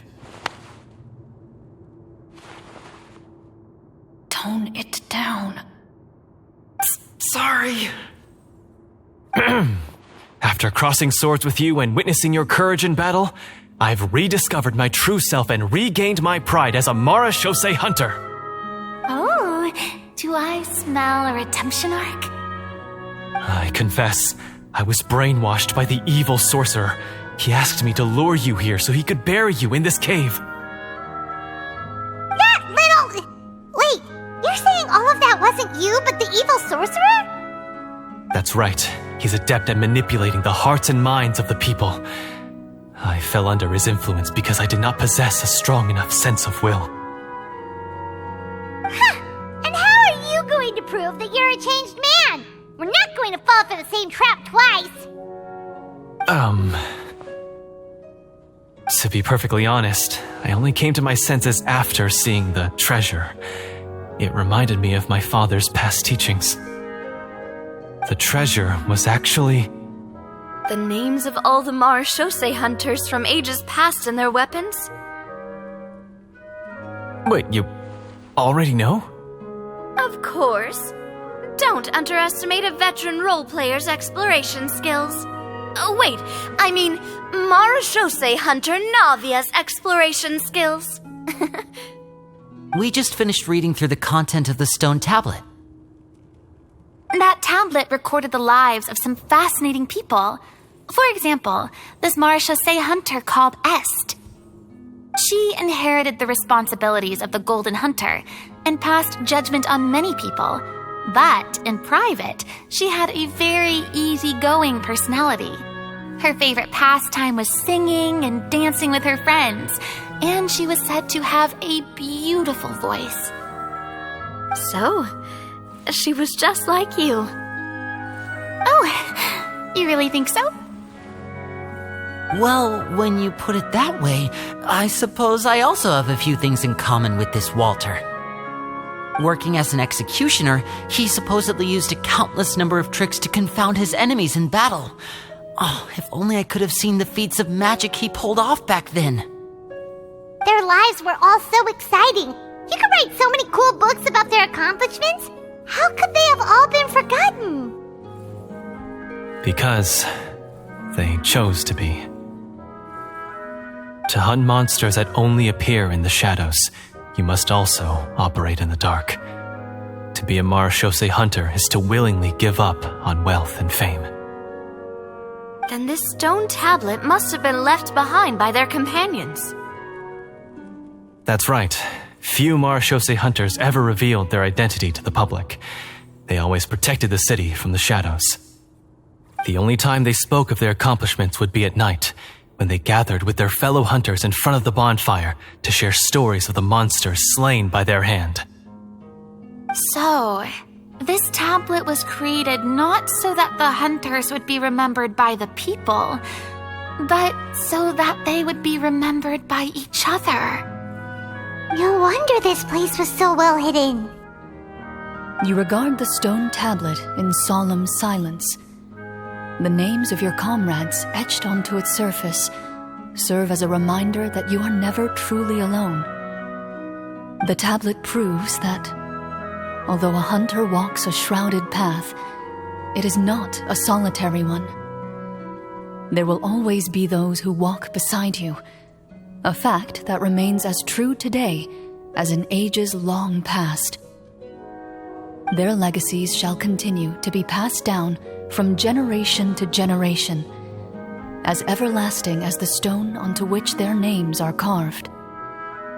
Father, you once told me that I should seek out the treasure if I ever became lost. So this is what you wanted me to find.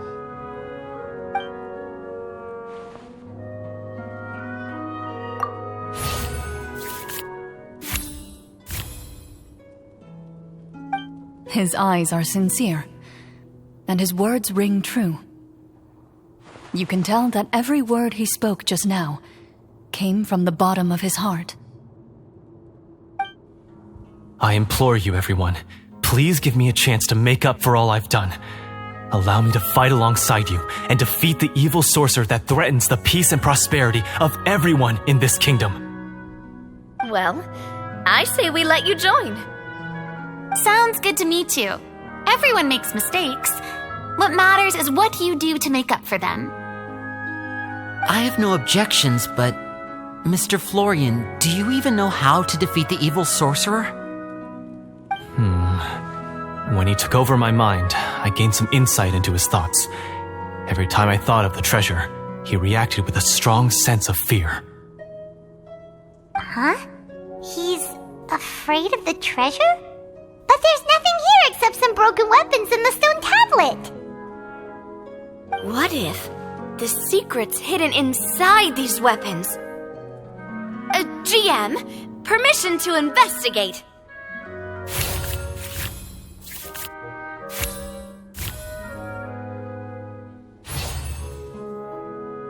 At first glance, the weapons appear absolutely ordinary.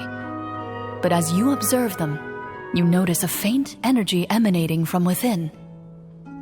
These blades have slain countless monsters.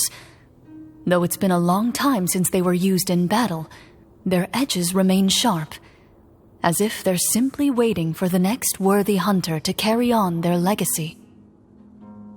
So basically take these with us, right?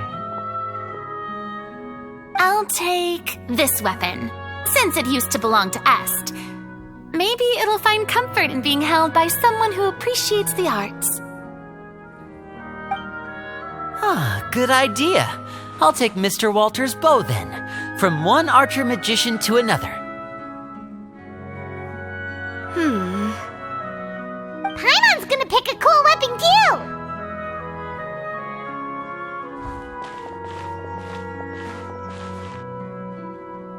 As you grip your weapons, you can almost feel the will of past hunters coursing through your being. It's a feeling of courage, determination, a silent vow passed down from generation to generation that says, eradicate the monsters, no matter the cost.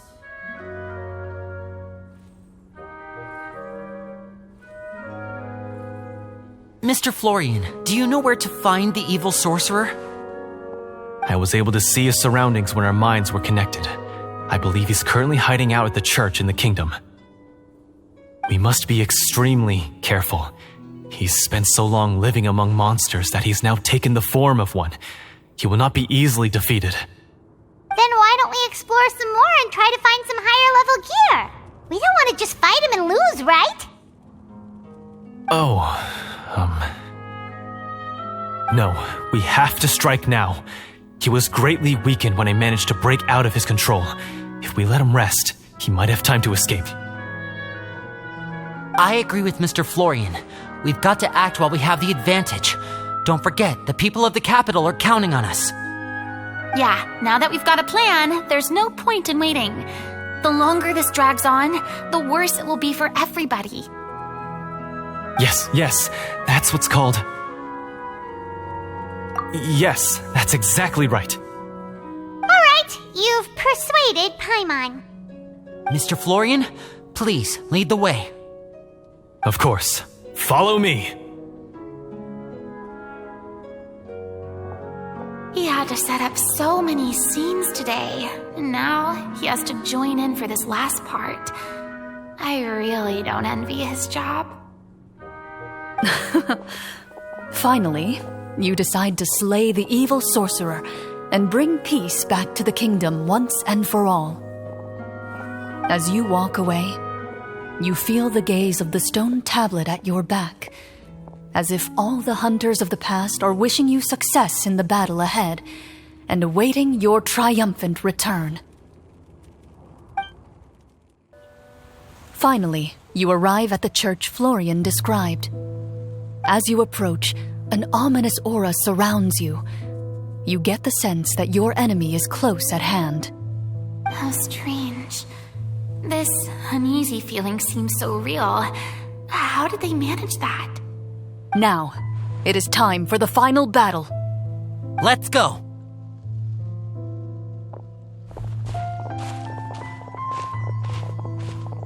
Florian, wait. What's wrong? I think you should wait outside. You've already been corrupted by the Devorator once. It could easily re-enter your mind and take control of your body. I don't think it's a good idea for you to be this close. If it corrupts you again, it's possible you might take on a new form entirely. That's exactly why I have to go. Why I should be at the very front. You mean... Yes. I intend to lure it into my body. That's too risky. If things get out of hand, I might have to kill you. Do you understand how dangerous this is? I understand, but if I do this, you'll have a clear and visible target. The Devorator will have a hard time passing up a chance to enter a body it knows how to control. You won't have to worry about any of your friends being taken over. You're not like me, Miss Clorinde. You're a just and powerful marachose hunter. The monster broke free due to my error. It's only right that I shoulder the responsibility for its destruction. This is... something that I have to do. Consider it a duel to restore my honor. My only request is that you give it your all. I understand. Then, as a champion duelist, I hereby accept your request for a duel, and extend to you my most sincere regards. The battle is now upon us. Let the Devorator once again tremble under the blade of the marachose hunters.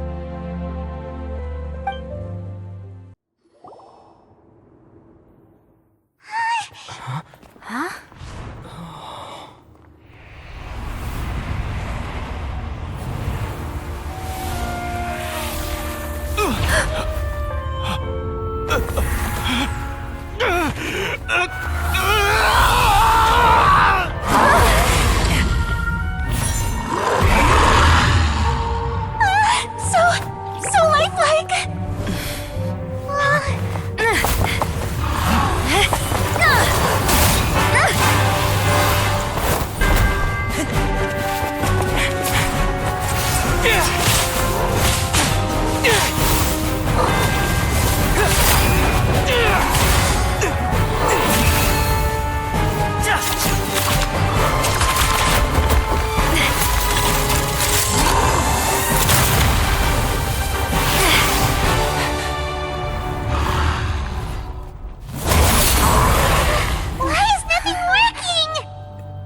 This foe is not invincible. You hold the treasure, the power to defeat it, in your own 2 hands. The treasure? You mean... The names! It's the Marechaussee Hunters' names! How are we supposed to... You forget, Paimon? There's still one skill we saved until the very end.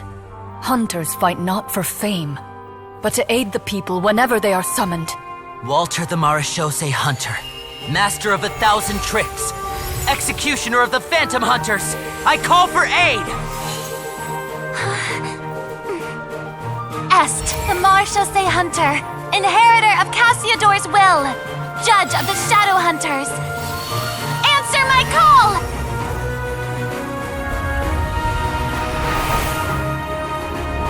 Petronia, protector of justice and order. The hunter I respect the most. Thank you for saving my friend, the best one I'll ever know. Please, lend us your strength!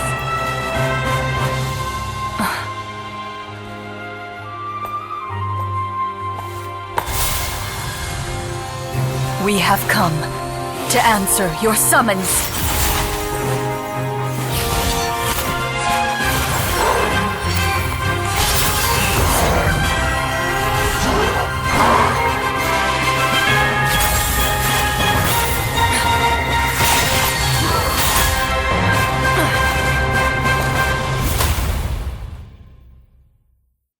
And so, the monsters were eradicated, and the sorcerer was defeated. Peace soon returned to the capital. Those in the court, manipulated by the sorcerer, also recognized the errors of their ways. Some remembered the names of the heroes who saved their kingdom, but others simply continued their lives none the wiser. Such is the story of the Marechaussee Hunters. They pursue the phantoms in the darkness and exterminate all who pose a threat. They will always protect the city and those within it, even should all memory of their accomplishments be forgotten by the very people they serve. I am assuming we've finally reached the end of the script. Yes, you've reached one of the better endings. It's a pretty solid story overall. I thought it was just an ordinary adventure at first, but the further we got into it, the more impressed I became with the production and the plot. That final battle especially, all the effects were super realistic. Oh, right. Yeah, totally. That's a really good point. I never expected the weapons we picked up from that vault would have that kind of effect. Yeah, mine nearly scared the daylights out of me when it started glowing. I took a good look at it after we got out, but I don't think it ever lit up again. Oh, we should probably give these props back, right? I'll just leave mine here. Did you have a good time? Of course. Let me know if another script like this comes around. Sure, no problem. Then I'll head back for now. I think I need some time to fully digest everything that just happened. Once Mr. Florian is awake, please pass on my regards to him. He must be extremely exhausted to have passed out cold like that. You're right. He's had a lot to deal with. Well, see you all some other time. Toodaloo!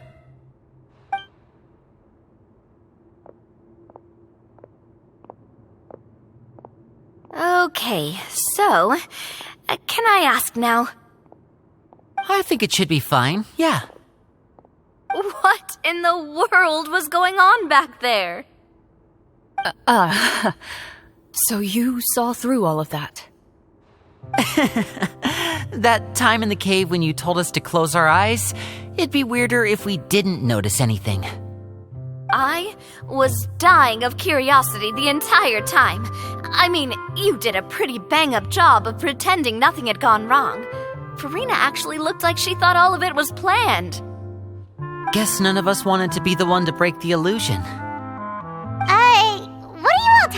about. Oh, wait. Don't tell me Paimon never... Oh, this is all my fault. It's not too late to cover your ears. Here, Paimon, I'll do it for you. Bit late for that, don't you think? You're saying everything that happened back there wasn't actually part of the script? It's probably more accurate to say this was never a real scripted story to begin with. What? So loud. My head. Hey, you! Get up right now and explain yourself! No shaking, please! Oh, my head.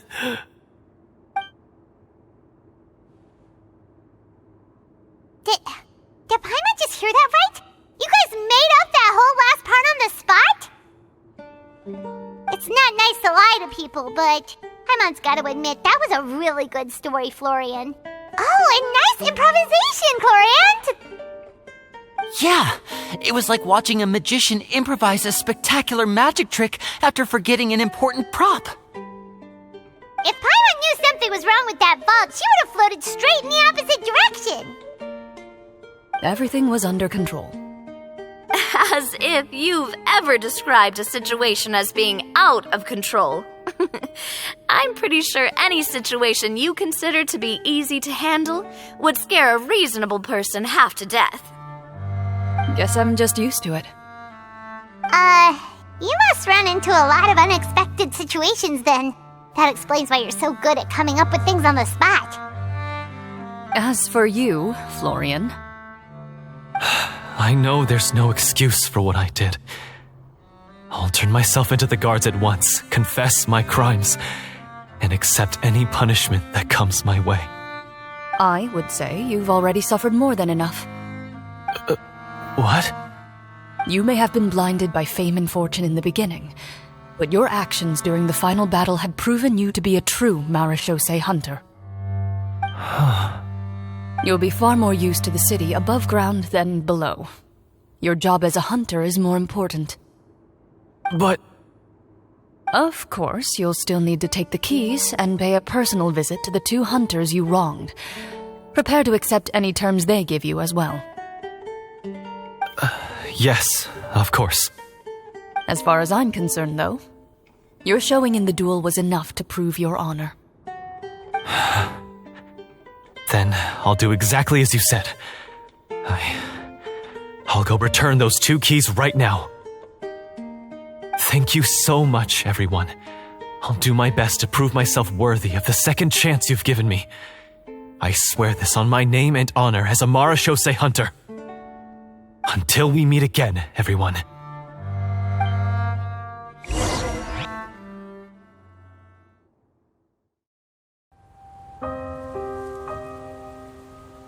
Speaking of marechaussee hunters, what should we do about the treasure in that cave? Leave it be. Are you sure? We could show it to people, make it so that the hunters are remembered. Don't you want that? No. Every name on that tablet made the same choice. All hunters know what the path entails. I am no exception. My identity as a marechaussee hunter is not something I need people to remember. I wish only to be recognized as a champion duelist. Nothing more. That's certainly very different from the path of a magician. Still, I admire your decision. Wait! Paimon just remembered something. If there were no special effects involved, why did our weapons begin to glow during the battle? That's because the marechaussee hunters of ages past would often imbue their weapons with special enchantments to suppress the monsters. Whenever a monster was nearby, their weapons would start to glow. Oh, so that's why they had an effect on that guy near the end. I really thought the summons were doing all the work. Well, I'm sure the summons were a part of it too. Oh? How so? This particular devorator probably hailed from the same era as the hunters we saw in the room. The names you recited all belonged to the bravest hunters. Countless monsters fell to their blades. That's likely why the devorator visibly reacted when you said them out loud. So the names held the power all along. Navia, everything you said during your summon. Huh? Oh, I meant what I said. I mean, it was true to my character, so yeah, I'm glad you heard it. Just don't make me repeat myself. It's embarrassing. I really appreciated those words. All right. Don't get all sentimental on me. Anyway, let's not talk about that anymore. I'm going to go on ahead. Don't fall too far behind now. She ran off! I should probably head back as well. This story was truly incredible. I might have to spend the whole night telling my siblings all about it. Goodbye.